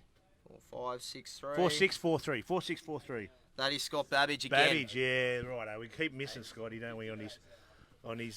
Just so we all know just how fast these guys are doing. These drones are doing 50 k's an hour, catching up to these boats at the moment. And they're not making much of an impression on them, to be honest. So it is absolutely nuking. So Babbage is in another good spot. Kyle Langford's in another good spot as well. And we got 4560. The big jibe, jibing off early. 4560 is Robbie Greenhouse. So Rob's decided to bail out before Babbage. So we'll see how that aligns themselves up once they finally get down to the bottom. As we here. start to look back upwind, and it is smoking. As the middle pack of the fleet, we're going to sit on these bottom marks as they come down, because I reckon there's a few potholes that haven't been filled in. The leader of the race, that bloke, about 44, in around the bottom and on his way uphill, and probably about 150 metres behind is looks like Kyle Langford, I Kyle reckon. Langford, the big seagull. Yep, Kyle Langford's coming around the mark at the moment. He's on the chase. As we start drifting down towards, we got these boats now. Bit loose there, Kyle coming into the bottom. Probably got a 10-15 second gap again at the bottom mark. That's Babbage there. Yeah. He went out and jibed really hard. So we'll see how he lines up with Robbie Greenhouse. Jeez, it's a bit bumpy down there as we come into this bottom That's gate. Rob just jibing up the top there. Yep. Scotty Babbage, awesome job. Or is that Rob there? That was Rob, I think, went round, and there's Babbage coming now. in next. Yep. So Rob paid jibing off early. And there's Burton there. That's going Burton there, left. so he's going around in fourth. So a lot of blokes going to the right. Yep, there's Maybe a for a little bit of relief. bit of a loose rounding there. Turn left, buddy. It's uphill. Who was that? That was White Beaker 4594, and I think that will be Graham's. Dean Suter. Jeez, he's having a great race. He's having a cracker. Unbelievable race. Matty Jerwood having a better race. Bruni goes around now. Here comes TJ. A couple of boats crossing jibes coming in here. Jeez, this is plenty on as they come into the bottom mark here. Oh, Stoneham no. right in behind TJ. Can he save that? Yeah, he's done all right. Stoneham's having a better race today, too. He likes the breeze, Kyle. Yeah. Big guns out. He loves it. He loves getting his shirt off. I think he rates himself as a bit of a male model. Yeah, Well, possibly. I think he's got a contract in England. As we've got a couple more, we've got the New Zealander coming down through there now, and there's a big gap back to the rest of the fleet. As we start seeing them come out of that left-hand corner again, coming downwind, this looks like we've got a Chapo Sail. Is it Chapo Sail? So... Oh, it's Graham. That is Graham Prosser. Prosser. He took a big wide berth too. Yeah, he's in a good spot, isn't he? He's going all right. Yep. And there's Tommy Trotman, who's having a good go as well. He's just sort of in the top 15 there, I reckon. So they've got to give way to a boat coming over on Oh, start. he's a He's loose got the big jibe. soak. Big He's soak. got a boat in behind him. How's he going to pull this off? 4495. Reece Talby, I think. He's done quite well there, young Reese boy. 4495 out. That is Reece Talby. So It's Max, good job. Max Godfrey goes around as Someone's well. pulled the handbrake on just towards that left-hand gate. I think that's AMAC. We've got Grant Pellu from Hark. I'm watching this, mate. He's left too early. He left Essie. Oh, really? You should have delayed your flight, Grant, because it's Yeah. honker, mate. It is on here in Perth. And it's just that bottom mark was it was a lot more controlled than what I thought was going to happen as they came in there, because there was a few boats. We just didn't have the compression of the fleet to cause too many dramas. And I think, to be honest, everyone in the fleet is just maybe just survival mode. yeah, exactly, just take it a little bit easier around the corners, just so we can actually get round the track, boys. You know. I think they're learning to really just overstay on that ley line, because Yep. that little bit at the end, if you don't, that's the bit that kills you. Yeah, you You're can better s- off going an extra 50 or 100 and coming in slightly hotter than trying to do that soak, I think. And you can see the I guess the middle and back of the fleet. They do that a bit safer. You know, you got the top fleet guys there. They're sort of throwing jibes at the last minute and coming around. We've got one of the back markers just tipped out over our shoulder. I thought he might have lost his rig, and I think he has. So we'll try and find out who that is. Find out who that is. Absolutely. It's one of the it was one of the guys that just went around late. And we've got a 4596, which is Joey Turner sailing upwind here, looking very nice. Breeze has probably just backed off a little bit at the moment. It's a little bit of cloud over the top of us, mate. So Yep. I think it's a little bit deceiving. Yep. You know, it's not, the sun's not shining, but if you look out the window, we've still got pretty big waves. So I think we've still got it on. They'll be happy to get up the top here and get this Yeah, one in absolutely. the bank. Yeah, they need to get through the. They need to get through the 4 races again as we go to the overview at the moment. Yeah, there's still plenty It's of still air. there, man. Yeah. It's still blowing dogs off chains. And As- it's It's cranking down around that corner, eh? Yeah. And like we said, there's guys going in there now. Is it relief? Is it to Yeah, try I and don't get out of the bigger waves? Because it does funnel through there. I mean, that's the thing. So, I mean, the left-hand side of the course is we've got Josh McKnight. Josh McKnight's pulled out. So any Josh McKnight fans, he's Josh McKnight out of fright. And that's him for the night. Which is no good because he's sitting in the 10th spot at the moment, 11th spot, sorry. Before Another coming in homemade today. different boat. Yeah, Monstro. Him and Reece Talby bloody put them together, and so cool to see so many different design shapes. Yeah. Sails, foils, masts, So many guys doing their own work. wetsuits, bloody rash shirts. There's so many different things out here on this moth fleet. It's unreal. So we're sitting off the back of Greenhouse here at the moment, which he's doing a fantastic job there. As they head up towards the top mark, he's in that left-hand side. So this is it, the last work uphill. Joshy McKnight, for those of you, he's coming behind us.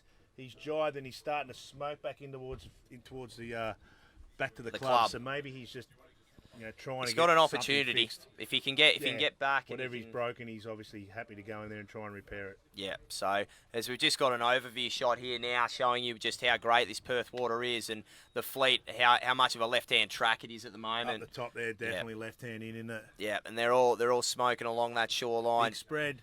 It is a big spread. As this breeze cranks in, it just sorts out who's who in the zoo and just accentuates every single move that you make, whether it's, attack or a jibe or messing that up, because these boats are doing 20s uphill and they're probably doing close to 30 downhill, probably over 30 at times. And, if you sit in the water for too long, then you're going to lose 300 metres. Yeah, and we've got a shot there of the fleet. So you can see one bloke who's leading is probably about the same distance as what he was at the bottom. Yep. So that person didn't do a very good job of extending from the fleet this time. No, I know. I wonder who that was. And I mean that bloke, he seems to just put the hammer down and then just ends up sort of staying where he is, I suppose, and it's sort of catch me if you can. Maybe he's just doing enough. Yeah, I think he's probably conserving energy because you don't want to go too hard and then blow up. That's the other thing. Nah. So. When you've got that luxury of the speed luxury and things like that, it's just unreal. That's the 2 litres there. So in the right middle of your screen, that's him. And then the next... So, yeah, there's still a fair spread. I mean, as soon as you get uphill and you start doing 30s, you put numbers on them. Absolutely. As you get round, and that was what I was saying. If you tack or you drop off the foils or do something like that, you are going to end up a fair way back from the fleet. So... We're just getting an overview here as the fleet starts heading back downwind now, as they pump down. And you're right, there hasn't been much of an extension or anything like that with this, as we see. Scotty? Yeah, maybe. I reckon that's TB, to be honest. TB? Yep. Yeah, and the Flaming, there it is. Yep. The big F. I'll tell you what, Mark, one thing that might come into play, and I hope it does, and I hope they get it sorted out, is that boat that's lost its mast is with a rescue boat, but they're slowly starting to drift towards the finish line. Yeah, right. And that's you can't just throw these boats on a rib. They're not easy things to pack up. So with the boat coming through the line at 25 knots, and the leaders aren't going to be too far away from doing that. They may be better off just getting it on the shore over here at Nedlands and then trying to sort it. Try to sort it out. They're doing a good job at this stage, but where he dropped his rig, he's just an unfortunate spot. Yeah. Any idea about what happened there, mate? Apart from just a rig drop, just something broke. Something broke. Yeah, gotcha. I reckon. Something to do with the mast. Something to do with the mast. Yeah, holding the mast up, let go, and it's dropped the rig. I reckon. I'll have to have a look at the data, but I think that's the technical term. That boat is 4587. 4587. So that is the boat with the mast down. Is 4587. It is Sam Meach. Sam. Oh, that's bad. Oh, he was going all right. He was on the move. Absolutely. He had a massive day. 10 yesterday. Yeah, massive day yesterday with a 3:11.6. As we've got the bloke who's just put an absolute clinic on the whole event on that screen right now. Well, that's Rob Greenhouse actually, who's just on the screen at the moment, and he's got Babbage to windward of him, I believe. Yeah, he's they've sort of stuck similar all the way that up works as Rob done all right in that bottom part of the mark to extend out of Babbage there, but the leader is coming in. He's done his last job. We can see him out the window. You can't see him on the screen just quite yet, but he's got a big cruiser wake to contend with, and he'll go through that in a minute because we can watch him all the way in our position, and there it is on screen. So Who's this coming through the line, Mark? I'll let you take it through. Just for the highlights reel, mate. As you said, mate, he's one of the best sailors in the world, and he just gets the job done consistently. He's had a big year, and fantastic work as he goes across the line there, Jody. You got to tell you what it is, mate. How are you going to get him on the highlights reel? I can say it now because it's the race is over. That's of course Thomas Henrietta Slingsby. Yes. I'm not sure if it's Henrietta, but we cannot confirm if that is actually his middle name. But he's Henrietta. just rolled with 10 wins straight. Dropping a 2. Yeah, which happened in race 1 of the series. So Chewy's the only one that has beat him. Matty Chew's the only bloke that's beat him. So race 1 of the series. Ooh, Oh, Tommy Burton. Tommy Burton. That's not fast. What's happened there? I don't know, but he looks like he's recovered and up and foiling. So there's a couple of There's a bit of action happening here. Yeah. Oh, something's happened there. Both of them are gone down at the same time. Oh, spewing so we got that. It's the two Mantas. It's the two Italians. The two Italians, Bruni and they had a collision. Bruni and the young Stefano Ferraghi. So they both had a collision. We've just got word from our eyes on the course. The two Italians came together there. The two Mantas. That's the old bull and the young bull. And no! He brings him here to teach him how to sail, and he just takes him out. What's he doing, that young fella? Yeah, that's like when the two Red Bull cars in F1 are taking each other out. Yep, So the Italians aren't having a good day at all, are they? No. So anyway, as we see the boats coming into the finish line, you pick up who came second there. It is 4-5-8-0 Rob Greenhouse. Yep. So Greenhouse just in front of Babbage. Just in front of Babbage, and I think Burton's coming into 4th. Yeah, he's recovered well. He has still got 4th and Kyle Langford maybe. So as we've got it now, we've got Tom Burton on the screen here. Kyle's through the line. So Kyle must have got he second. snuck through when we weren't watching. So Kyle got second. We've got TB into 5th here as he soaks down towards the finish line. Great shots there. Graham Sutherland in the beaker from New Zealand jibing over as we've got these boats coming through now. And I do think the breeze has softened.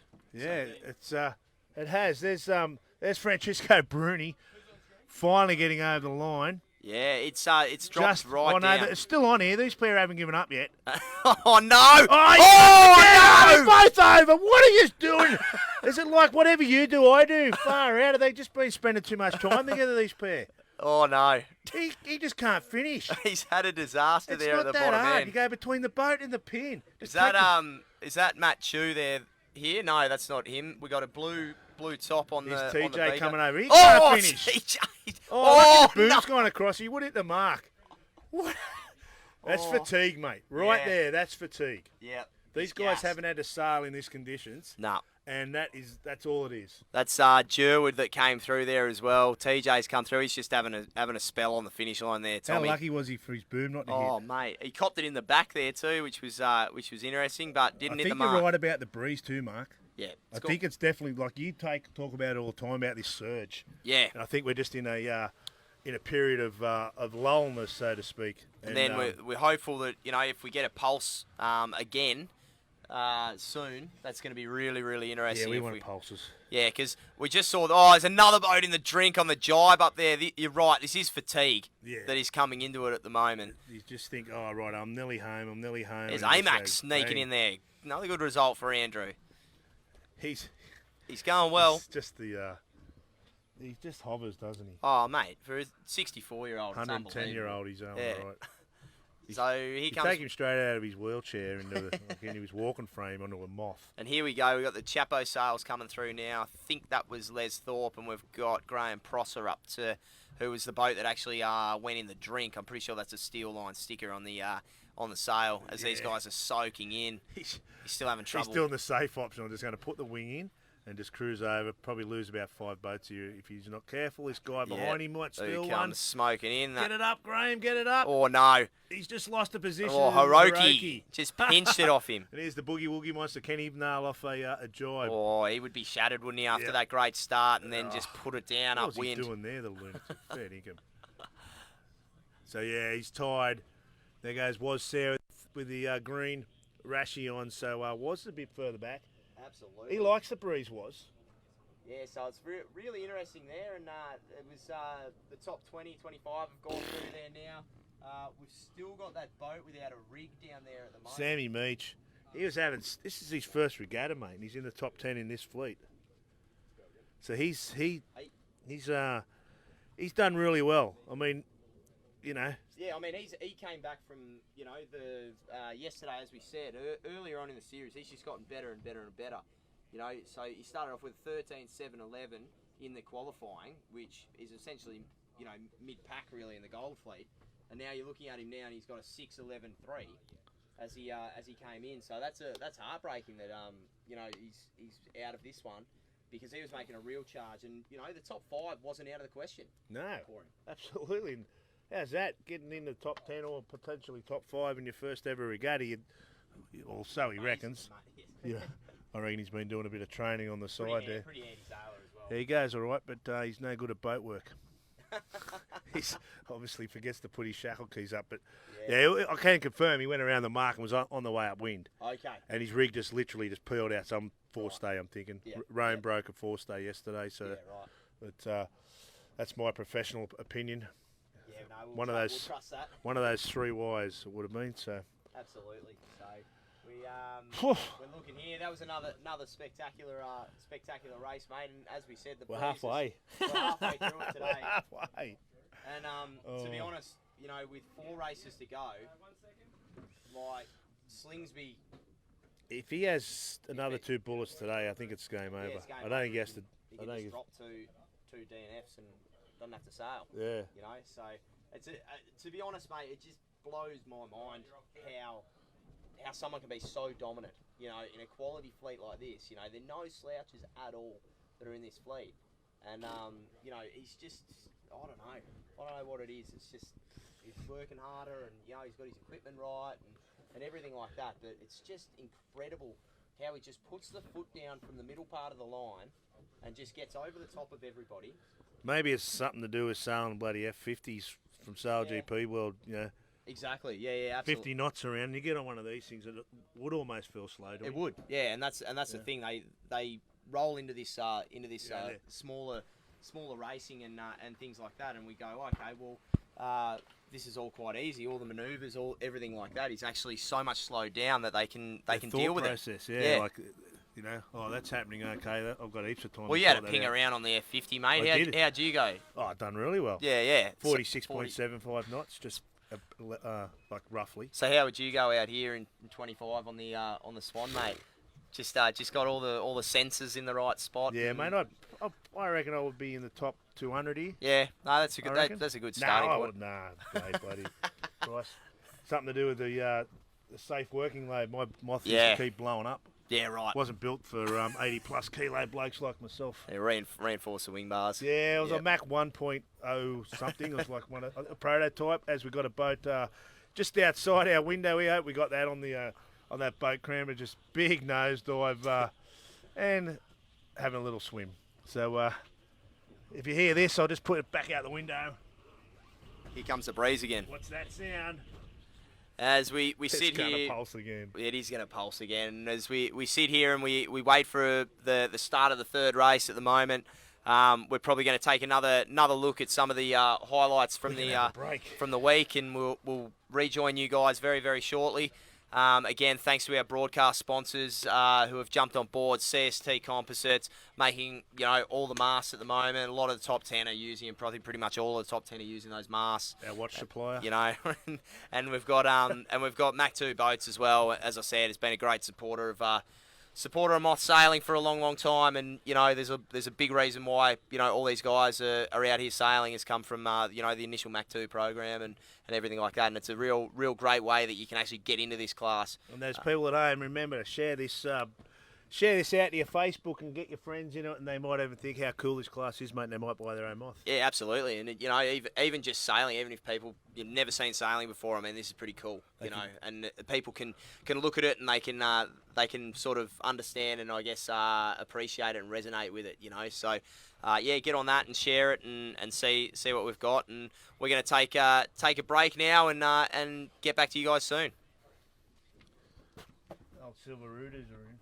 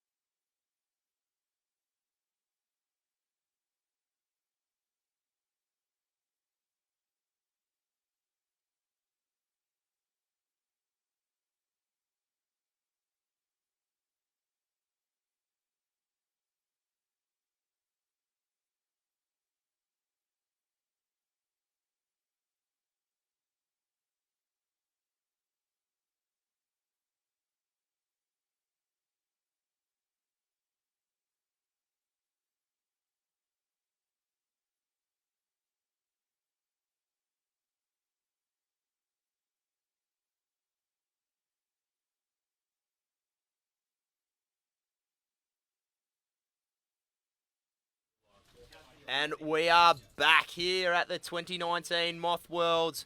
We're just about to roll into a start of race 3.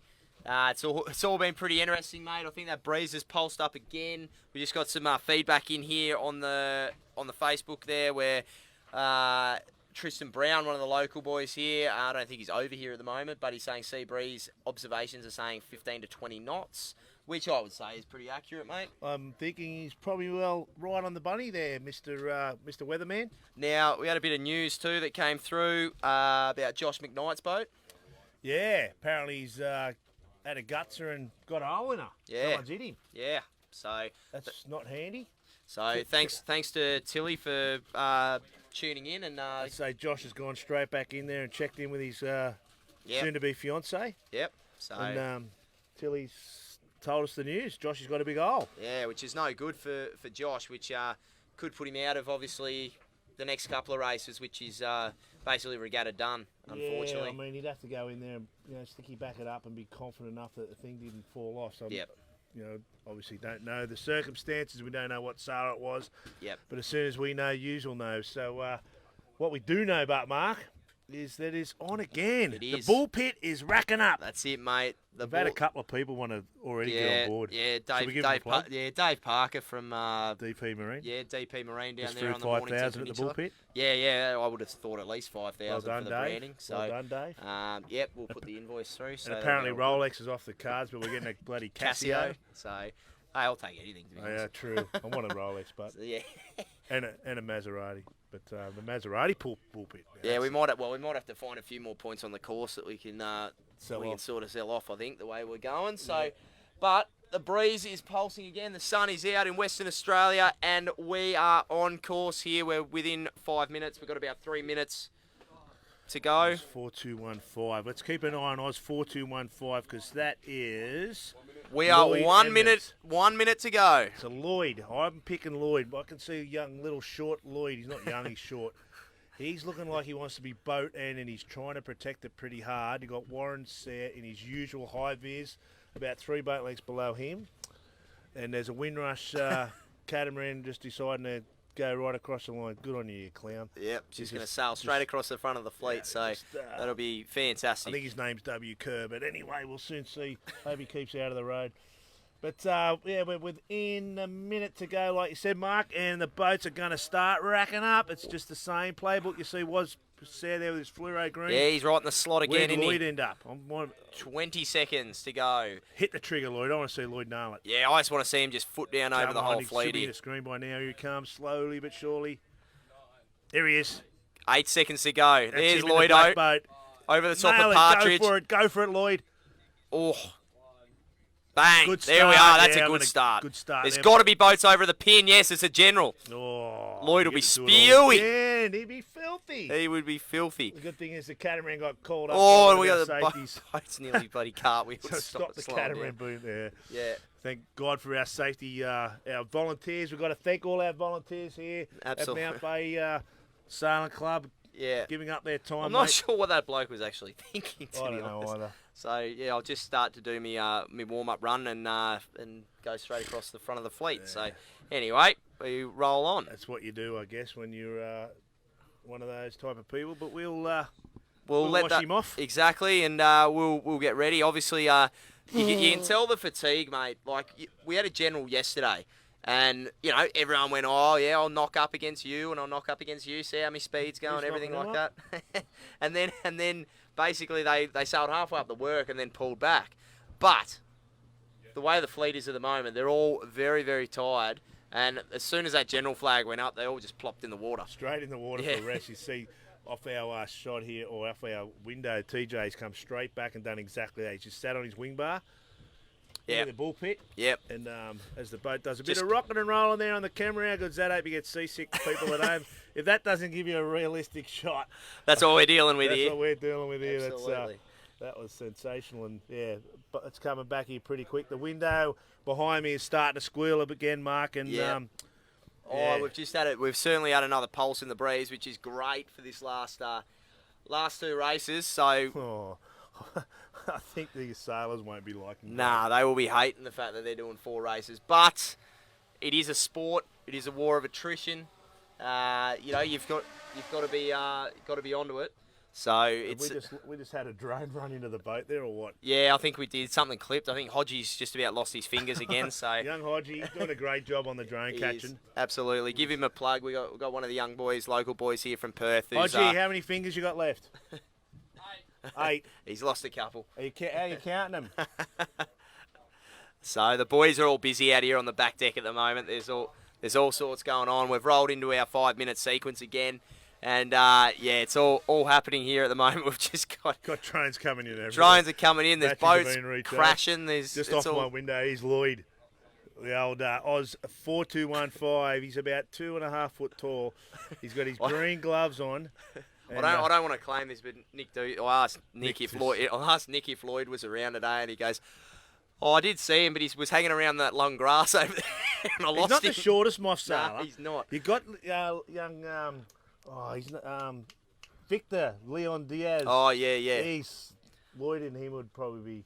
Absolutely, yeah, and there's one of the Argentinian boy as well. He's pretty small, so he's definitely the shortest Australian sailor with a black sail with. He gives it everything. He absolutely. He's into it, mate. Where is he? He's right into it. 4215. Where's Lloyd on the overalls? And he's got his own personal battle going with Nick Doosan. We did mention that. His boat's called Flogged. He's coming 37th. That's all right. And where are we? In front of Was Sayre. Yep. And he's behind Nicky Doosan. Yep. So I think. Where is he? Yeah. No, he's in front of Nicky Doosan. Oh well, that Nick had a few issues yesterday. Yeah. With his mast stump, as you alluded to in the boat park. Les Thorpe's bashing him. That's the hashtag get him off. So so Les those is way up in 17. So those boys have got their own little battle going on in the middle of the fleet there, and that's the thing about this. That's the thing about the this race within the race. It is the race within the race, and it's great to highlight these sailors as well, because they're out here and they're putting in just as much effort, just as much time, just as much cash as what these top guys are. Like you see the rigging area every morning, everyone's down there, and it's amateurs and pros and everything like that. Everyone is in control of their own campaign. So, there's a lot of credit to these guys who, are basically, amateur sailors. Speaking of amateurs, Mark, we had a little discussion before about covering silver fleet. So anyone out there watching, if we get an overwhelming response of saying get over to silver, we can report that they are spread out a long way. Yes. There's a big spread. So there is action. There are boats up and around. We probably only be able to bring you the top mark. Yep. But if that's what the people want, we will bring it to the people. Exactly. Just we're sitting over here at the moment. Our position's just to windward of the boat, and the way the courses are skewed is the Silver Fleet top marks just finished behind the basically where the pin is on this start line, and they sail up in that Melville water east as we've got the Windrush coming back through, who's just probably lining up for another run through the start line. Need a bow and arrow. Yeah, we've got about I don't know, 15 boats in the drink down. Upside down, and we're black flag. Can report, love that. Black flag. So hopefully everybody behaves this time. And Lloyd looks like he's setting up for a very similar start. He really enjoyed that. He was in a great position. The boats that were over the line were all on the pin. It was basically about 20 boats that just went over the line on the pin. That last time, Lloyd was fair. He was clean. The breeze has softened. Yeah, it's just going through that stage again, mate. That but I have no doubt it'll crank, but you can just see it's not pushing the waves as hard. Yep. The top of the waves is just, Because halfway through that second race, she was really starting to come in. So I thought, we could be in all sorts here, but it has backed off a bit. It's probably levelled, So it'll be interesting to see as we get through the afternoon, as we pulse. As you can see from this drone shot that we're looking at right now, and from our shot here, mate, Kyle Langford's really, really deep behind a lot of boats. See him? Yeah. He's really off our screen there. He's about mid-pack but deep.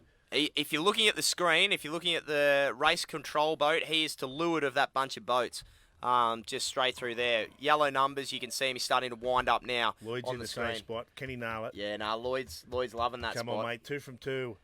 The glory shot. Just if he can get his bow down. Very, very condensed in the middle there. Look at him. Yeah, they all want that middle part of the line. There, yep.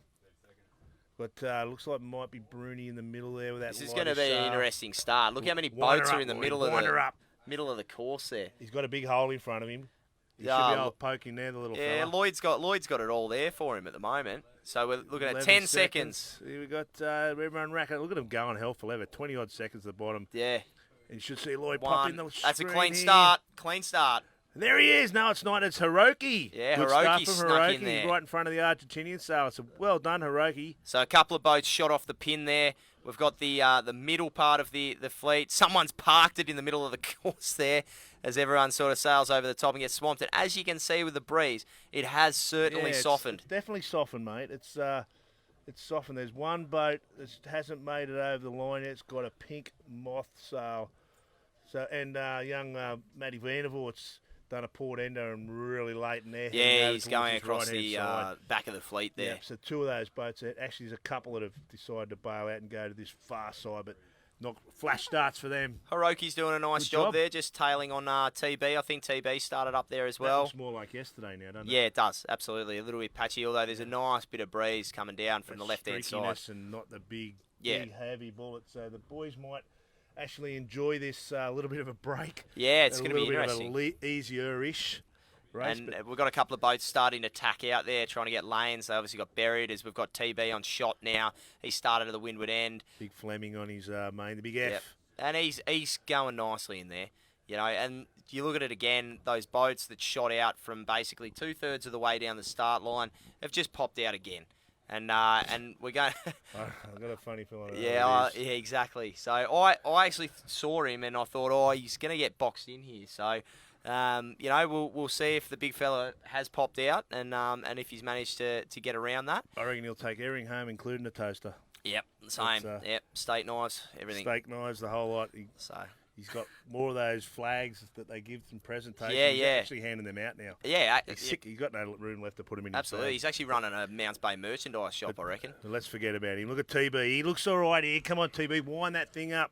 We need somebody to Who's get to up. lure? Who's to lure there? That looks like Tom Clout maybe in the white Mac 2. I'd say it's Tom Clout. We had Stevie Thomas. Stevie Thomas hasn't really been sighted today after a really good day yesterday. What did he have yesterday? Let's have a look. Stevie Thomas. He had a fourth. So, and he had obviously a DNF. But I think he had a 4 and a 7 maybe. Can't 4 find and him an on 8. Oh, there he is. He's had a 35, 4 and 10. 10. So he had a bad day with that 35 at the end. So as we're looking at this shot, they're just bouncing out of the corner there, and I believe that was Tom Slingsby just going across the whole fleet. And, he's doing another horizon job. So, close cross there very on the close top as of the they're screen. bouncing out of that corner now. So, much lighter. Very much lighter, mate. So that, their settings. Oh, someone's just put a wing in. Jesus. So the settings here will catch them out a little bit. There's Woz having a tack. Yeah, well, Thank you again for Fluoro. Fluoro Wazzy's there. He's up there a little bit. Oh, well, maybe not. I think if he nailed that tack, he would have been in a really good If he spot. started well, nailed the tack and had heaps of boat speed, he'd be right up there. But That's like when you're looking good in a dark room with your back turned, mate. Yeah. So. Said the blind man to the deaf person. But anyway, enough of the cliches. Let's get back to racing. This is the Rolex Sydney to Hobart. No, it's not. No. It's the 2019 Moth Worlds here in beautiful Perth. Brought to you by Chandler Macleod, Down Under Sail, bringing you all these pictures. And thank you again to our sponsors, CST and Mac 2 Boats, for bringing us all the action here. And there was a Mac 2 boat going pretty well in Tommy Burton. It looks like AMAC there in the middle too. He's going pretty well. And we've got the extra set of Tom Slingsby out in front at the moment. And it's really even in this middle pack at the moment. Who's this all the way Who's out that in there? the middle up the top there? I know, Lighter he's looking sail. very, very good. I reckon he's going to look all right. Look at these blokes to leeward winding up, eh? Yep. So if that guy, whoever it is, we can't spot it from this drone, but it's a light-ish sail. There's Langford to the right, I believe, with the golden, that lightish Oh, there's a little colour bit of a sail, dip bit in of the golden. windward But there. whoever this is up the top left, Yeah, they're cranking. he's going all right. And if he can hold it, it looks like there is a bit of breeze coming in from Yeah, his it's left-hand definitely- side. So hopefully And he that can... whoever's to leeward there in advance, they're been knocked down a little I bit think it's at the that moment. TS. And Could isn't it be. bad when we start Yeah. prop washing someone because we Yeah. just want to see someone else leading? Yeah, but I mean, you can't take anything away from the No bloke. way, Eh? mate, he's on just fire. killing it at the moment. He's so, on fire. His stocks have risen massive in this. but this regatta. this bloke who's on the windward side, and he's just rotated up the whole time and went hard left. Do you reckon that's maybe Brad Funk in here, or do you reckon that's? I reckon that is. I think that's Brad Funk with his and white. AMAC. He's He's going going all all right. right. They got Greenhouse. I thought that was Greenhouse there to Windward. He was doing pretty well as well, and So the only clear sales late I can think of might be Bruni. could be. Yeah, Might be yeah. Bruni might have got fired up after his little Italian mate tried to kill him on the last downhill, the last race. So he's got his cranky pants Oh, on maybe, but jeez. who knows? Or Yeah, soon that's just see. not what you need. Is If we can get that drone to the top mark, we'll soon see who this is that's shooting out towards the taking possibly a lead off possibly a Tommy. lead off Tom Slingsby. And then we'll see if he's got any intestinal fortitude. Exactly. How Once much the heat fight's in that dog. Once the heat comes on, we will see how he goes as we start panning around, looking in towards Royal Freshwater spot who it Bay. is. Oh, he's just wound up underneath him and he's made it. Yeah, I just. Yeah. I don't know how. Where did he pull that? He was. I know he pulled it. I know where he pulled it out of, and it starts with A and He was 100 metres to leeward of him, and he's just going. Oh well, I'll just crunch up underneath. Let's spot it. Let's see who that is. Who's on the? I reckon flight it's there? Langford. That is Langford. Yeah. Correct. It's Yeah. Langford. Right. Yeah. So So he's keeping him honest, Kyle. But Slingsby, I just can't get over the fact he was genuinely 100 metres to leeward of him there, and he goes, you know what? I'll just we're come off up. screen. You Yeah. know what he done? Yeah. He cleated it off again. He did. Yeah. Yeah. Got them little cleats on the side that he just because he's lazy. Yeah. He's a lazy sailor, and Just locks in. yep. Just puts it in the cleat. You know he puts his feet to the bottom wing bars. Yeah, yeah. You know that's how he hikes. He probably runs a jam cleat as well. I reckon it's a actually. jam cleat. Yeah, yeah. for sure. So, yeah. But anyway, he's got it. Got it not all his own way here. Kyle Langford's on a nice little bit of breeze, and And the breeze has come up again, like that puff that we were looking at that was coming in. As you can see, it's quite dense in the middle there. That puff. it's not nuclear, but No, it's not. and that's what we need Kyle to get something humongous and just bring down to Tommy. Yeah, see, and it's Boat it is on street. boat at the bottom. That's what we want. Yeah, we want some action, first and second, just pumping down in the bottom here. Really put the pressure on, and see how they go. But look at these leaders, how they've just extended. Like that's the rest of the Gold Fleet going uphill there. Gold Fleet, that's right. Yeah. It's not just qualies. This Nah. is Gold Fleet. You know, First lap. It's crazy. Not second lap. It's just crazy. Like even looking back to third, it's a genuine horizon I job. think Dean Surter said the other day he was coming in doing 31s. He was pumping his chest up about it as Dino can. Yeah, yeah, yeah. And then Tommy came in and said, "Oh, I'm sitting on 33." Yeah, right. You know, Downhill. Downhill. Doing 33. You know, Yeah, right. in these little 11-foot. And what was it blowing yesterday? Nah, it was the other day. Oh, it was the other day. Yeah, right. In practice or something. Yeah, Came in okay. and they had a bit of a man Bit of off a the go sea at. could go the quickest.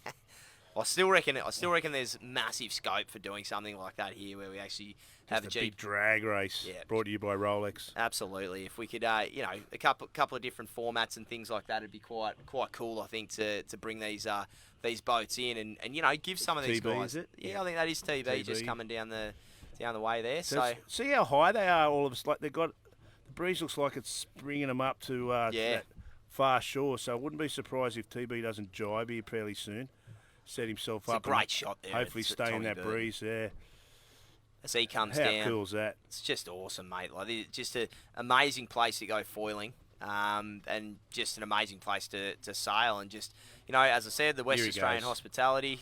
I didn't think he'd stay on that he's for too looking- long. Yeah, he's coming now. Roll through. Going to try and link into that next one over off his left-hand Is that a side there. simultaneous jibe there? I think. Simultaneous. And Yep. who's this in the middle in the white sail? Come back from nowhere. Bradley. Is that the I Funkmeister? reckon it's Brad Funk. It is too. Yeah. The So old molecule splitter. I'll tell you what, TV's done nicely out of that, Yeah, good job. Yeah, He's really nice job. Really got into that breeze. and he's just soaking down low at the moment. And Funky's got some wheels, but whoever was above him there, which I believe is a beaker, with a north sail, so that could be any one of four. So Slingsby's four just guys. coming into the bottom mark now. I can tell you he's not on screen, but he's just coming in. He's come from the right hand looking up. How and he's close chosen is the Langford? left hand looking up gate. Langford, he's still at a jibe, so he's missed the missed that gate. Yeah, Kyle's going he's- through his jibe now. So he's lost a bit down that yeah, run. he's probably at least doubled his lead. Yep. Maybe even tripled it. And we've still got Tommy Burton on screen here. Funk went through with a jibe. TB now through the jibe right on his snout. That's some great stuff there. Looking at heading to that right-hand gate as we look downwind. So heading to the left-hand side of the course as we go upwind. Great shot back there towards the sponsors boat there, the Willie, and that's pumping again today. All the sponsors are out there. TB and Funky Bird coming in here. Yeah, great action here on the bottom mark. Is Funky going to go to that right-hand side? He will go to that both going to the right, yeah. Yep. The blue NZL 459. Blue hull. That's Graham Sutherland again. Sutherland. Good job, Graham. He's doing a great job. He's in the 5th. He's had a really good day, I reckon. Yep. He's had to step up since his other Sammy Meach has put the rig in. So. Yeah, which is terribly unfortunate that he did that. Someone's coming into the left. That's Greenhouse going through there, and then we've got a White's Mac 2. I can't quite pick up that number, but it actually. I reckon it's Steve Thomas. Steve Thomas. I reckon it's Steve Thomas. So the breeze has picked up a notch as you look up the course too. They came down with all that pressure, and these guys are just reefing coming off the bottom of it. How sick does that look? Man, that is just awful. Here comes that looks like Kyle Stoneham going through there as well. He's back half of the top 10 almost, I reckon. Obviously had to talk to himself overnight. And, and then we got the Italian boat coming through. Watch him. And AMAC showing a bit. If I was AMAC, I'd be getting away from that Italian bloke. I'd be nowhere near. I'd be lucky to be within 100 metres of him. So, and here's Tommy Johnson coming in as well. Tom Trotman having a great race too. We've got interesting splits. Absolutely. I guess all they're doing, mate, whatever you set yourself up on the lay, just go to that line because there's too much of a drama to try and jibe out at the last minute. So you look at these guys all coming down. Now, in previous races, this fleet has gone the safe option in some regards, and they've actually lined up that left-hand gate as they're looking at it downwind and just go straight through, punch out, tack over. But I don't know whether there's been a shift in the breeze. I think that's what, remember I said with TB coming down, the breeze was sort of a bit bendy, so maybe. Les Thorpe going through shot there. As was in the fluoro. And Robbie Partridge. 4495. That is Reece Taubey. Reece. So he's holding the fort because, as we said, Joshy McKnight is inside the boat park with a big hole in the side of his boat. So we haven't heard yet who that was. Oh, it's close cross here. There's Keegan York late. They are probably the most well-behaved fleet, eh? Oh, Keegan's jibing late. Very late. How's that going to come out? I'll tell you what, he'd be nearly on the start, How though, is I reckon. that going to come out? And the answer is not real good. He's just got roll. Max Godfrey going inside there. He's just a roadblock. The Andrew Sim going around. Rowan Langford, the Argentinian. We haven't seen Massimo. Hiroki. Hiroki went through. He did go through. He's gone I wasn't through. watching, right? Yeah, so no, he was around about 20th. I think he was having a good one. Yeah, good Hiroki. start. Yeah. So he's capitalised on his good start, which is good. Haven't seen Lloyd go through yet, or Lloyd. possibly have. So, but it's as we now look at one of these boats going back I think it's upwind. Harry Mile, is it? No, that is Black's White Luff 4. It's an extra set, I'm pretty sure. Hopefully try and zoom in on that one and we get him and we'll come back out. 4560 is Rob Greenhouse. Yeah, right. So he's getting crossed here by a few boats. Very loose into attack. He went to attack and he just got a little. Not bad though. He came out of that well. That's a beauty. Jesus. So hey, he looked like he was going to be in all sorts there, and he got just pulled that main on at the last minute. He's a pretty big, powerful bloke. So you can see Graham Sutherland in the blue hull just up to windward there. We had a bit of feedback on our feed. Good to see Graham Sutherland going pretty well. So a few New Zealanders watching. A big shout out to you guys back at home. So it's pretty cool racing here at the moment in this mid pack. As you can see out of that left hand corner again, we just got a big puff of breeze just starting to nuke these guys, and they just wind up. And you can see there again the top of Greenhouse's rig just working. So they've done so much development on this. They've done so much refinement. CST, Norths, and we've got Doyles, and obviously there's KA Sail. There's multiple sail makers in this fleet that are putting a lot of work in, and it's great to say. It's great to see. Sorry. So you'll see in the little video we did later with Rob, he's saying about these CST rigs. They can pump them out pretty much overnight with them. Yeah, right. He said they're just they've got it that refined now, and the consistency of them. So they're really happy with what they got with their rig set up. And that's the thing too. It's about accessibility of parts. You got to have, you've got to be able to get into these boats. And I know that from a Mac 2 perspective, from a CST perspective, being able to just be able to service people who are interested in getting into this class or interested in putting a new rig on or buying a new boat or something like that. Look how high sorry, mate. Yeah, he's just Look how high he's going with them waves. Yeah. He's got a big left-hander there. Yeah, it's funny. It sort of, he looks a little bit sort of unstable, but he's just winding it up every now and then as he comes through. The gauge on that group at the top, isn't he? Yeah, so in that group at the top, looks like we got Sutherland. We got one of the Exocets and a Beaker, I believe. So pretty much, only thing we need in there's a Mac 2 and a Manta. And that's it. And then haven't seen Bruni actually. Now you mentioned that, so haven't actually seen Bruni. That's a great shot, isn't it? That's just West Australia at its best. Look at that butt. And just have a look. There's your leader just about to get up to the top. So that would be big breeze here on the guy on the right. Yeah, big bit of snot as they wind into it. Leader up and around. On the way down to the finish for the final. Not sure how many blokes are using that left-hand gate. So I think maybe nobody. Yeah, might just pull that out and save on the infrastructure, I reckon. Save anti-fouling it. Yeah. So seconds in and around. That's Kylie Langford. Yeah. Big unit, the big seagull in for second. And Graham Sutherland's just put the foot down on the. Done smoking across so there. he's in third place. This has got to be his best result. Has to be. Third. Let's have a look at our what's he done? 5, 6, 8, 5, 7, 9, 1962 retired. 16. So certainly in the final series, this is his best by a fair way. I mean, he had a pretty good race. Third in this last one. He had a 5th or a 6th in the last race. So I'll tell you what, the New Zealanders, it was Sam Meach yesterday, and now it's Graham Sutherland today that is just starting to ramp it up. So it's great to see these guys mixing it up. They don't often sailing wind, but over there in New Zealand. It's usually pretty quiet. Yeah, just nice sunny weather and nice breeze. So that probably explains a little bit. Good drag race here between these two.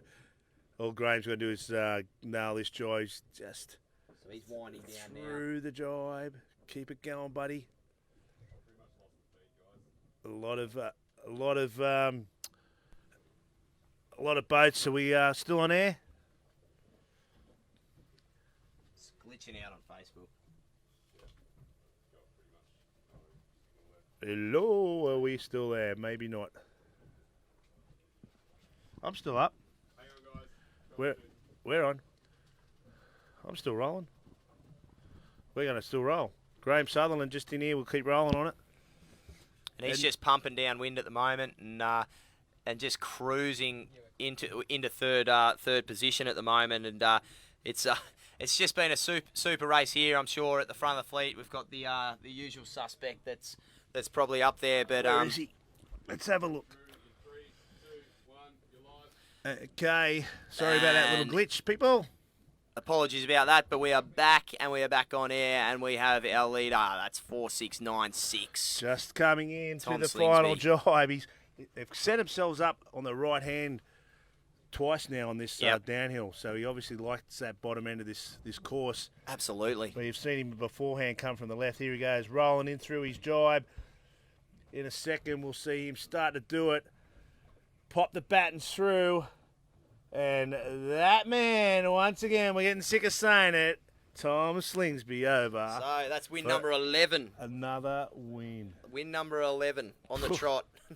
Jeez, so man, oh man, that's probably it. It's got to be close to being it. It's got to be close. I mean, you got 2 drops in the final series. We've got 2 races tomorrow, and basically, if Tom finishes this next race, that's pretty much all she rode. So where's second? Second is nowhere. We got Kyle Langford on screen now coming down. Miles behind, like that. And he was so tight on him up that first work. He wasn't that far work. behind, was he? No. Yeah. But Kyle's come from that side as well, so both those boys like that. But I mean, even Kyle's destroyed this fleet. Yeah, there's you know what I mean? There's a couple of guys out there on the top of the screen, but yeah, you're right. Kyle's just going to nail this drive right in around the pin, so the big boy into his drive for the final time in race number 2 today, and over the line he goes. That's an awesome job there by Kyle Langford, and he's actually starting to really get his stranglehold on second place here at the moment. He was in a dogfight with Tommy Burton. Francesco Bruni, haven't seen much of him, although TB's coming in now for a third just to keep the job by TB there. Geez, he's consistent. Yep. And Graham Sutherland lost her. It's a TB. Yeah, TB got through him, so That's fourth place there for Graham Sutherland. It's still, certainly nothing to be sneezed at, Jody, in this fleet. It's that's an unreal effort. Yeah, he'd be banking that one. As all these boats are now starting to roll in from the left-hand side and coming into the finish. Who have we got here? This could be Brad Funk, another good position. Yeah, he's done well today, Brad. He had a few beers yesterday, relaxed a bit. And 4.6, 4.3 just snuck under our radar there. That's Scotty Babbage through there. Robbie Greenhalgh, I think, just going through the shot there. I'm surprised Rob's not up a bit more in his heavy ends. Yeah. I mean, that's pretty much your top 10 just there that went through the... Yeah, true. Except for Graham Sutherland's the only one sneaking right up into that. So as we come in now, Stevie Thomas, he's had a nice one. So certainly nothing to be sneezed at with that one. From the right still looks like it's heaps of boats coming in from that right. Yeah, we're going to have a conversion here on the... this is where you'll see some shot fights. Yeah, absolutely, as they come in head to head. So that's Bruni. That's Bruni as he goes through now. So he was sitting in fourth place at the start of this day. That's going to hurt him overall. A couple of dark ones, hasn't he? Yeah. Well, he got taken out by his teammate, and then he's ended up with about a 10th or 11th. Have a go how wobbly they get down the bottom. Yeah, with big low soakage. speed bloody jibes. Who's that? Oh, Harry Mile. Just has he got over the finish line? Oh, I think he's just drifted. Maybe that shot's obviously a little bit further. Oh, he's tried to throw. That's AMAC. Oh, I they've think. hit him. That's AMAC's hit Harry Mile. How good's that? Well, there could be words there. Yeah, and Andrew's just sort of disengaging his rig there, and all good. Harry used to work for AMAC and developed the stars together. That was pretty classic. Come together there. How you going, Harry? Had a good day, mate. Yeah, that's fine. Just smashed my mask into you. Matty Jerwood just pumping down here as well. Looking really good as he comes in, and he's had a much better one there in that sort of top 15. Chewy go over yet? Possibly in one of the earlier ones. Is that possibly Joe Turner going through the shot there? This glare's killing us. I reckon that's Nick Doosan that just slotted through. And we're starting to get the sun drop out of the sky here over in WA, and it's starting to get quite glary and quite hard to see. The breeze is still in. We'd just love to see one more pulse. I'd love to see one race in 25. I'd just love to see one in 25 where these guys have just got all on. Kyle Stoner done all right again. Yeah, nice result again. A little. The guy we're looking out the window is the assassin. Takes everyone out. Young Faragi. I think he might be walking back to Italy. if he's on Bruni's private plane. Yeah. You know, the Luna Rossa private plane there. I'd say he's just lost his seat because he's. He didn't read the rule book. I must admit, with those boys, though, it's an absolute credit to what they've done. They've managed to, is there 4 or 5 Italians here? Yeah, exactly. Yeah. And, these guys have developed this boat, over the last sort of year and a half. Benezzi was originally making them. I'm not sure if they're still making them out of there. But there's a big crash on the finish line as well as we see these boats just scream in as the breeze cranks up again. We got about 6 boats all going to come across the line at the same time, and there's some bloke right in the middle of the finish line. Yeah, that's not a handy spot to be. These two guys up the top will try and soak down into that gate. And he's rounding up too. And he's rounding up, closing that. Don't. No. Hold. Nice work. He's running away from the line. He's got to get in and through there. That's Maxi Godfrey, I reckon. He's just about taking out the as he launched himself onto the boat. There's young Vandervoort. I'll get it in a minute. Young Matty Vandervoort coming over there. As we've got another one of those Chapo sails coming through the shot. It was funny. Actually, that was Keegan York just going through there. I wasn't watching the screen. I was looking outside, and the Italian support boat's on Bruni, and the young fella goes over and he's yelling at him. They all completely ignored him. Oh, no. So I think he's on the out. Oh, no. Yeah, and he's sitting there on his own just crying now. So oh, no. That's him in shot there now. Right in the middle, you can see him sulking. So he said, where's water? And honestly, all of them just turned their back when he were working on Bruni. So, yeah. Oh dear! Lesson to be learnt there, young fella. That's it. It's all pretty serious stuff when it comes down to this. These guys put a lot of time into their boats, a lot of time into their campaigns, and it was pretty amazing that out of I mean we've only got 60 boats on this course, but out of 100 chance, of lining up your mate there. So here's Kyle Stone and come through now. So he was back in the backpack. He's the other mantra that looks very similar to the young Italian. They've got the same clothes on. And Yeah, he's on a rocket, Kyle, as well. Correct. Yeah. So they're White quite solid hard. Rings. They're quite hard with the solid wings there. Really tough to actually tell them apart. And we've just seen the race 3 there. I've got a little comment here, just going, can we get a recap of the top 10 finishes? Slingsby, Langford, Burton, top 3. Sutherland into 4th. Sutherland was up there, yes, he was. We had Rob Greenhouse was there. Babbage was there. 5th. And I think we've got... Rooney, and Funky Bird. And Funky, Yeah, so they were up the top. So that's probably your top 10. 9 or 10 that went through there One at thing that is stage. guaranteed, but number 1 was... Tom Slingsby. Should we First just put race? that in the book at the moment? Or First race he got beaten. Yeah, Matt What a Chu's going to get heaps of beers after absolutely. this regard. If he's the He's only one that takes knock one off him, only bloke to knock him off. I reckon this whole fleet needs to buy Matty a beer. Absolutely. Big question too. If Slingsby finishes this race, which you'd think will happen, doesn't matter really what position he finishes in. He's just got to finish somewhere Could be near the it. top. That could be it. Do you sail tomorrow? Or do you just go down to Northbridge or Freo? Well, the funny thing is, Mark, the forecast is tricky tomorrow, right? So Yeah. it's light. We have to be off the water, right? Yep. Not just finishing races, but completely off the water By by 3. 3 o'clock. Yeah. So the window of racing tomorrow is going to be really reduced. Yeah, exactly.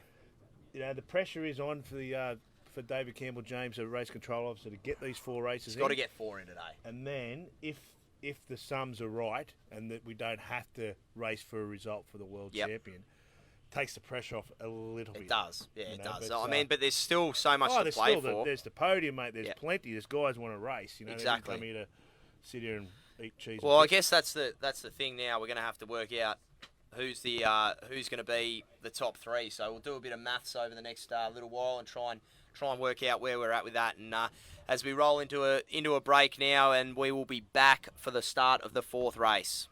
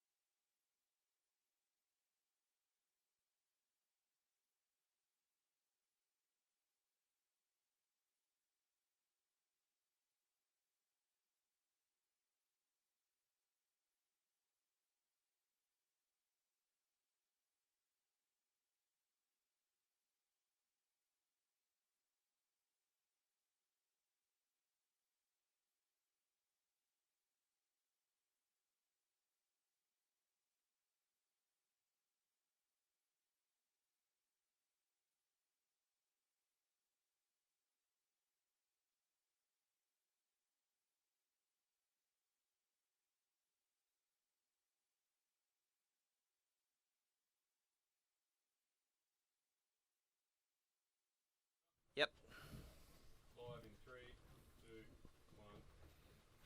Welcome back to the 2019 Moth Worlds, brought to you by Chandler Macleod and Down Under Sail, bringing you all these great shots. Our broadcast partners, CST Composites and Mac2 Boats, making it all possible here today. As we're just rolling into start of race 4, it's been a long session out on the water. Probably thankfully for some of these sailors, the breeze hasn't cranked up, but unfortunately for us, it probably we wished it did. You've got a visual on our race, or our regatta leader, our regatta dominator. Yeah, mate. Tom Slingsby. He's punched forward but low. That seems to be his favourite position. We've got TJ just behind him. Langford is midline again and deep. So we've got up to a minute to go. And you can see there the boat's just starting to cruise through. There's AMAC on the right-hand side of the screen. Hiroki had a great start in that last one, but couldn't capitalise on it. So he needs to get that sorted. As we roll into the drone shot. So you can see Slingsby's down there about 3 boats back, and he just gets that pin and just puts the hammer down. Just does it every day. Up and falling really low. Really, really low, but he's got his nose pointing at the pin, so he's trying to get a slingshot. You see Kyle Langford there to the right-hand side, way up behind that big gaggle of boats at the bottom there, Mark. Heaps on there down that pin. TJ can't get on the foils. He's been swamped. Oh, that hurts. Yeah. And he's deep as TJ. And look at AMAC coming in here. AMAC again, smoking the old fella. Oh, that's going to be a good start. Oh, I don't know. They're pushing hard for that pin. 3, 2, Keegan. 1. Keegan York, nice one. AMAC in the middle. Keegan. Hold on to it. Hold on to it. Don't cartwheel. Don't cartwheel. Don't put the nose in. Oh, no, he's done it again. He just bends and does. Oh, what are you doing? Now he's fallen down into... At least he survived that. Fallen down into Lloyd there, who also likes that position. They're having a good battle. He just gets excited and he prematurely congratulates himself, I reckon. He gets the rudder, just lets go, and he puts the nose in. He just, I'm so good at the start. TB, look at this. Beautiful start by Tommy Burton. He's got AMAC underneath him. And that's some great shots there. There's Tommy's Langford. hiking so hard. Langford's third back on that group at the top of your screen there. Who's that that's bounced right out? I mean, I'm thinking it is, but it looks like it's a grey hull. White shirts, white luff, black sail. So maybe we have a mix-up. Yeah. Don't know. I'd love to host so for the series, because we think that this could be. This could be it. We think that if he wins this, now don't quote us at home. Don't ring up don't get on social media and bag us out. But we think if he wins this, it is game over. It's game over. I think he's got a picket fence, except for a second in the first race, which seems like it was about 3 years ago. And he's just absolutely dominated this fleet as we got some great drone shots. There, just swinging off the top of that. Jeez, he's sailing well. Give us a wave, TB. Can he hear us? Wonder if he's listening. Well, some audio on board. We do have a few of the sailors I've noticed that have actually come in from Silverfleet, and they're commenting and watching the series, which is great to see. As TB's Perth in the background. How cool is that? This place. Just a ridiculous place to go sailing. If anyone wants to come over to a pretty nice part of the world and have a nice racetrack, mate, and great facilities, this is the place to be. And just clockwork conditions, really. The sea breeze has come in most days. The good locals are saying, it's not a normal sea breeze, but today we've had pretty normal conditions. Like this is a little bit closer to what these guys are used to over here.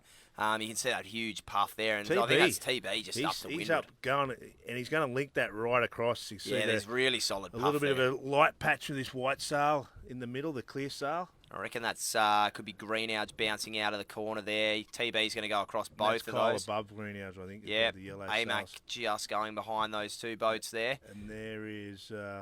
So TB going behind that. Is that the leader? I think it might be. So he's done really well. Definitely he's got to be the leader. Otherwise he would have pushed out by now. Absolutely. So if that was Slingers... TB just rolled over into attack now as well. That was a beautiful tack. So let's claim that as what? 2 boat lengths? Yeah, 2 boat lengths. So let's see what happens on Here the we way go. We've got Funky. That's Stevie Funky Thomas.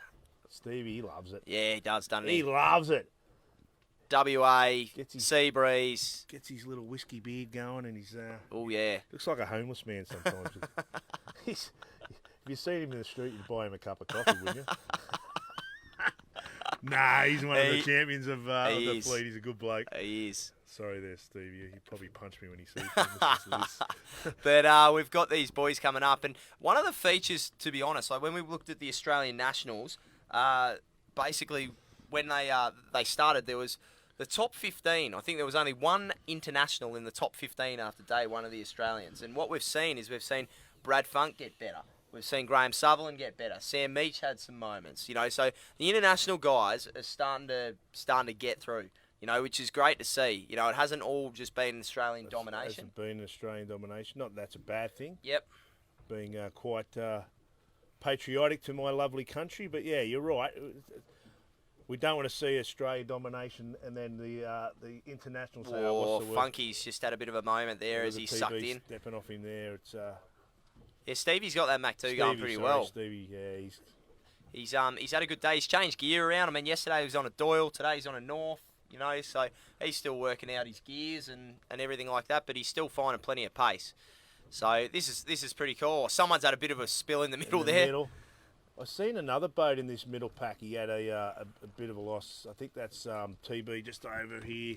Yeah. In the middle, pretty much lining up now with our leader. I think that's TB there. So. Yeah, and Slingsby's just rotating up again. How's get that up, for a shot? How's that? Geez, Brad Funk, there's some advertising for your morph suit. There's the speed suit. The Galaxy Lover getting looked at from looks like space. That is so cool. What a shot. Well done to the Droney boys there, picking that one up. We got, looks like TJ down here, or is that Kyle? Kyle, I think it's it is, Kyle. mate. Yeah. TJ was really deep off that start. He got swamped. He didn't have the best, and he couldn't, like you said, he couldn't get up and foil. Yeah, and that's the problem. If you can't get up, if you don't go when you want to, the whole fleet comes down and just sucks all the air around you, and you just can't get up. Foiling boats are slow when they don't foil. That is true, mate. Never a truer word's been spoken, I don't reckon. One of those little things, but you reckon Kyle could live there? Oh, I don't reckon so. He's got to. He's got no probably choice. On the way, yeah, got no choice. I mean, they're banging a corner here, tacking over once and just rotating through. So it's all about which lane you can get on the way out, and you can lose. We saw Greenhouse at one stage. Didn't make it. No.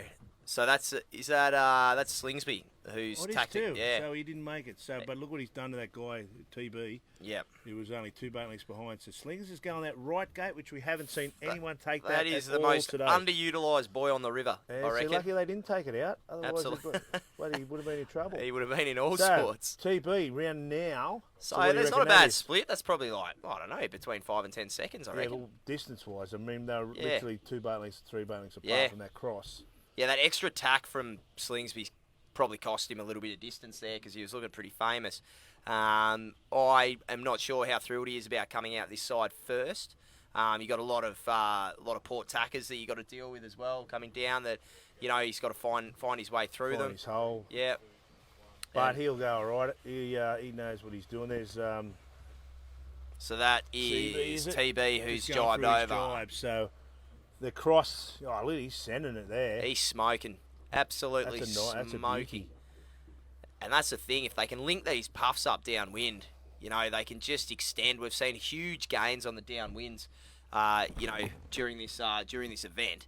That's been where the gains are made. Apart from Slingsby being, in an absolute another world upwind, the downwind has been where these boats have been able to make distance. How good that? There's an amazing shot. He is flying. Tom Slingsby. He is smoldering down. Smoldering, that's a new word. That's smoking and motoring. He's got 2 hands on the trophy, the coveted Moth Worlds trophy. He's got 2 hands on it.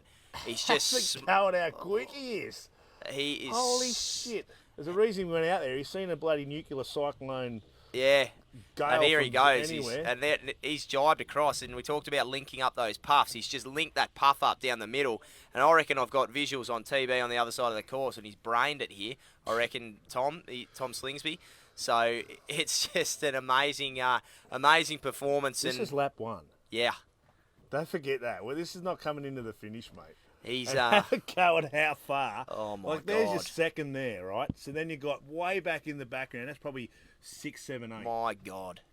This is lap 1. Yeah.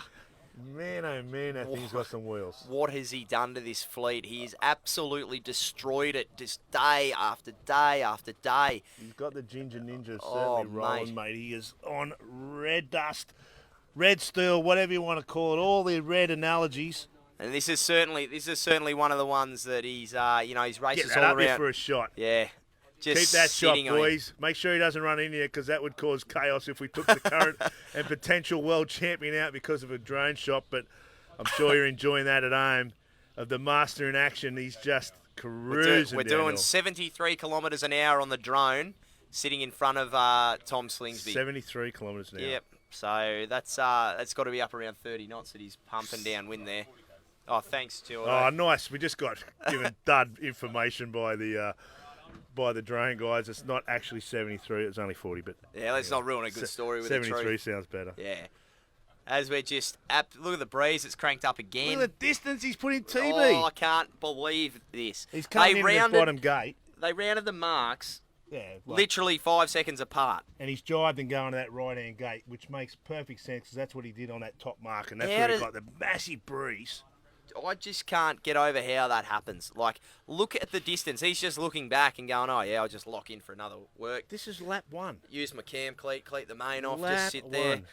Look at the... Like, we're not seeing things here. Like, I know. You guys were with us at the top mark like when he went round the top mark. It sounds like we're in awe of him, and we are. Yeah, I just... Like it's just like these mugs back here, they're not mugs. Yeah, exactly. They're Olympic champions, they're world champions, they're bloody America's Cup champions, Sail GP champions. They're guys from all sorts of class who have got loads of talent. Oh, not that bloke! Broody! Broody, what are you doing? Funky getting a bit loose into the bottom as well. He'll get through. These Italians, man. What'd they have for dinner last night? Too much rosé. Yeah. Oh, no! Oh, what's happened there? He literally just spun around. What has happened there? Did he come off the back or something's broken? I'm not sure. He's literally just... No, he's back on the foil. Oh, you know anymore? I don't know. I don't know what he was doing. No idea what's happened they're there. Still drunk. I reckon they went out last night, these Italian boys, and got on the squirt. So now he's got to right and try and get around that mark. He's gone from second, and To I nowhere. just don't... Not sure what happened at all around that his bottom rudder mark. just completely let go. That was Like it fell ridiculous. Yeah, I thought there was possible rudder damage or something like that, but it just threw out on him. So we've got Funky now pumping up wind in behind TB there, which is some great shots. Here's the race. Yeah, this is a race for second. Breeze is picking up down the bottom here too, Mark. So we've got TJ. I'm looking out the window for those of you not on this screen, just to give you a bit of an overview. TJ's gone around. He's pretty late, or pretty low in the fleet, sorry. He's very deep, actually. As we've got on screen here, just a great West Australian sunset as it starts dropping out of the sky. AMAC's way back in this fleet too. So AMAC, after a great start, has been pushed back a little bit, and we're looking back now. We got Brad Funk, who's got, by the looks of it, Kyle Langford underneath him, and he's chasing TB at the moment. And this is the race for second, and I tell you what, Jody, at the end of this, every point's going to count, because these are the blokes that are absolutely deep in it. They are. This is where the battle is. This is the battle. Podium. We almost know who's going to be number uno. Yep. But these guys want to be second and third. You know, you can't get first. Look at second. Look at TB just reefing off Funky there. Like, he's just rotating. He's got height. He's got pace. You know, in any other fleet, you'd be like, well, you know, this guy's the favourite. You know, and then you got Slingers who's doing that. You know, it's 3 times quicker. Exactly. It's just ridiculous. You know, so they punched over to that side of that. Tommy came in from that top mark. Yep. In that gale, mate. Remember that shot that they picked him up and he was just sending it downhill, absolutely smoking. I'd love to see what his numbers were. Absolutely. They weren't 73 kilometres. No, I think that's outrageous. Our drone driver told us. TB looks like he's setting up for attack now. So that's outrageous. But looking at TB here, he's just rotating. There's a guy on the hip there because Funky went around in third, and these guys inside Langford and Funk, because TB's been gassing them the whole way up there. Great tack, Tommy Burton. Yeah, how's that? How's that? Smoked it. He's a racer, mate. He is an absolute racer. These guys going through it. Bradley Funk sits it down. First. We got What's Langford going to do? Is he going to just go all the way over and try and pick something these up? boats have cleaned them up. The ones that came out of that mark. Yeah. That's a great tack as well. Left-hand bottom. Bailed out. And Burton, geez, he's extending on these guys. There's a few boats actually in the middle of the course here who are doing quite well. Tommy over there on the left? Nah, he's further. He's further than that, and he's got to be further than that uphill. I reckon if you just pan around to the left, Tommy's way up there. Yeah, so. I agree with that. I think there's a couple of boats that have bounced out of that Netherlands foreshore down there. Of course. That are back at us. coming back. I believe that boat is on the same tack going down there. But, Burton's got the hammer down here, mate. Like, They're crossing. oh, yeah, he's coming across at the moment. So that's tight. That is really tight. He's tacked under him for a lane. Oh, is it I 44? don't know, who is that? It's about 44. So he's got a white just... rashy. No, he hasn't got a black rashy.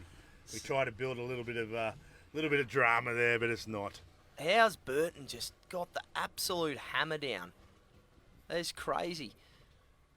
So it's so good to watch these guys, these super talented athletes racing around this course out here. And as we said, this is where the race is. It's all about the podium because Slingers is gone.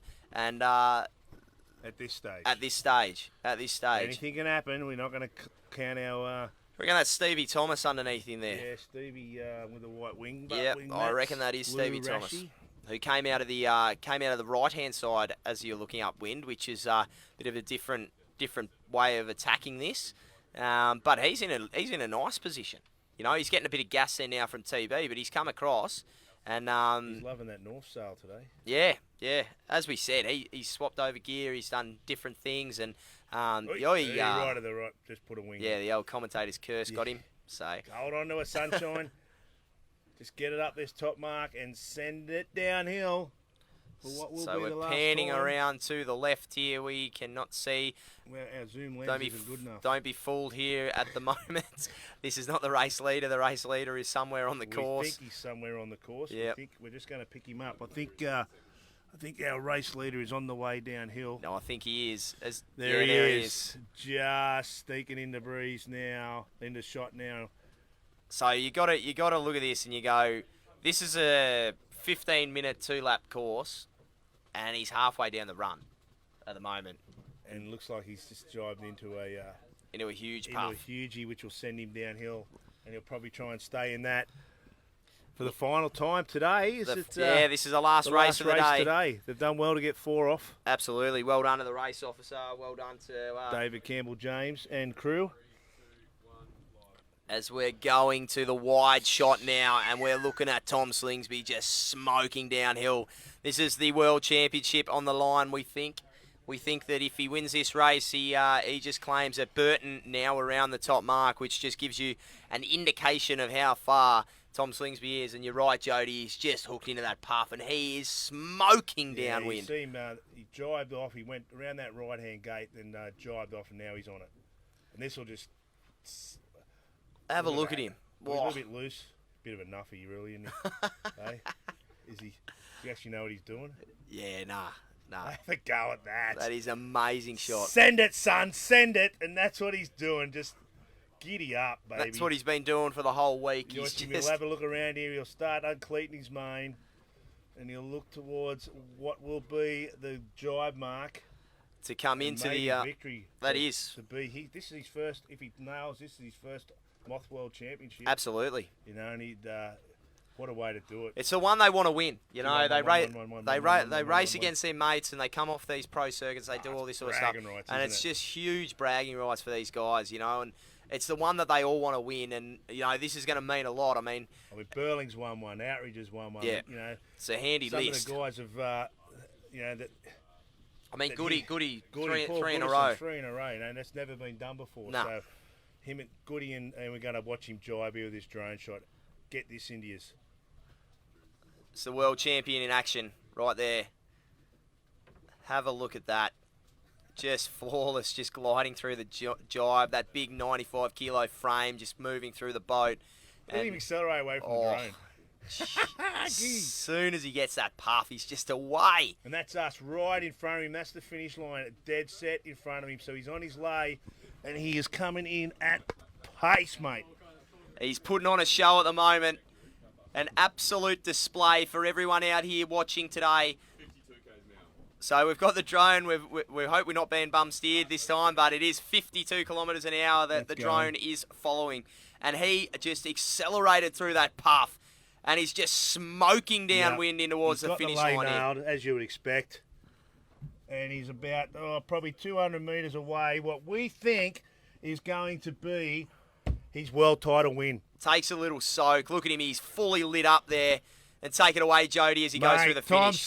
Slingsby started with a 2, and then there was a 1, 1, 1, 1. And is this the one that matters? Is this the one that's going to get him the world title? I think it is. I think it is, mate. He's a happy He's boy. happy. The fist He's is in happy. the air. Well Yes! done, Tom Slingsby. There he The big exit goes. there. Well done, Tommy. Get that up, yeah. Oh, yeah, he knows. There it is, ladies and gentlemen. Tom Slingsby, the 2019 world champion. What a domination. What a performance. He's pretty happy with it, and so he should be. I hope he got his numbers right. Yeah. Otherwise he's going to look like a complete and utter clown. But, mate, after a 1, 1, 1, 1, 1, 1, 1, I don't think it's in any doubt. Absolutely. He's just taken a moment to himself to just... Get that drone down on top of him and we'll give him a haircut. Watch his mast. As he watches the rest of the fleet come in. And they still haven't made it through to the finish line yet. We've got TB who's smoking down.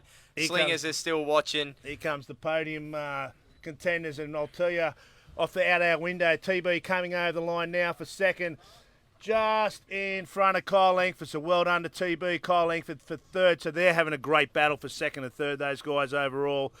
But it doesn't matter.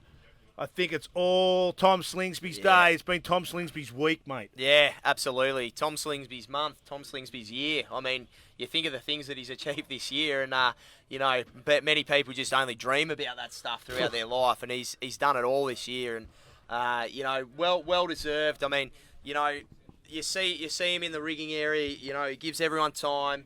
You know, he's always there for a chat. People come up. There's been lots of kids that have come up and, you know, to see their heroes. And that's such a great thing about this class and this sport, that it's so accessible. And, you know, he got on the microphone last night, thanked the club, thanked the volunteers. So it's we're all going off now as Slingers comes through. So it's pretty wild stuff here at the moment over here in the Wild West. And it's just great to see, you know, these guys, and he's getting congratulated now by a few of the other competitors as they come through the finish line. And remember, there still is a podium to be had. Well, that's the action tomorrow, that's mate. the action tomorrow. Tommy might just come out. Hopefully, he might get him out here. Yeah, that'd How be sick great. would that be? Yeah, get him on special comments Get as him the boys come through. Get So him on the sauce and get him into see how loose he gets on the comms. absolutely. But, So mate, it's what that a performance. I can't. You know, we got racing. We probably should say something about these guys at the back here, but what do you say? Yeah, well, mate, You know. Les Thorpe had another good one as he's gone through the Les, shot there. Well done. You know, he's had Yep. a great regatta. Yeah, It's not- Graham Sutherland again, another top 10. TJ made a fair few boats there. He's Yep. come through the line. But Harry Tommy Mile probably had one of the Slingsby, best races he's had, I think. So the little Italian fella, he's Faragi. Yep. He's come through just in front of Kyle Stoneman. So these guys are all just going over the line now. We're just looking at them out our window as the drones are trying to catch up with some of the leaders. that's Who's Joey that? Turner, I reckon, going Joe through. Turner, 4596. Yes, it is. So Joe was just behind Kyle. So probably in about the 10s to 12s, 15 areas. But, mate, He's just absolutely annihilated this fleet, and If you-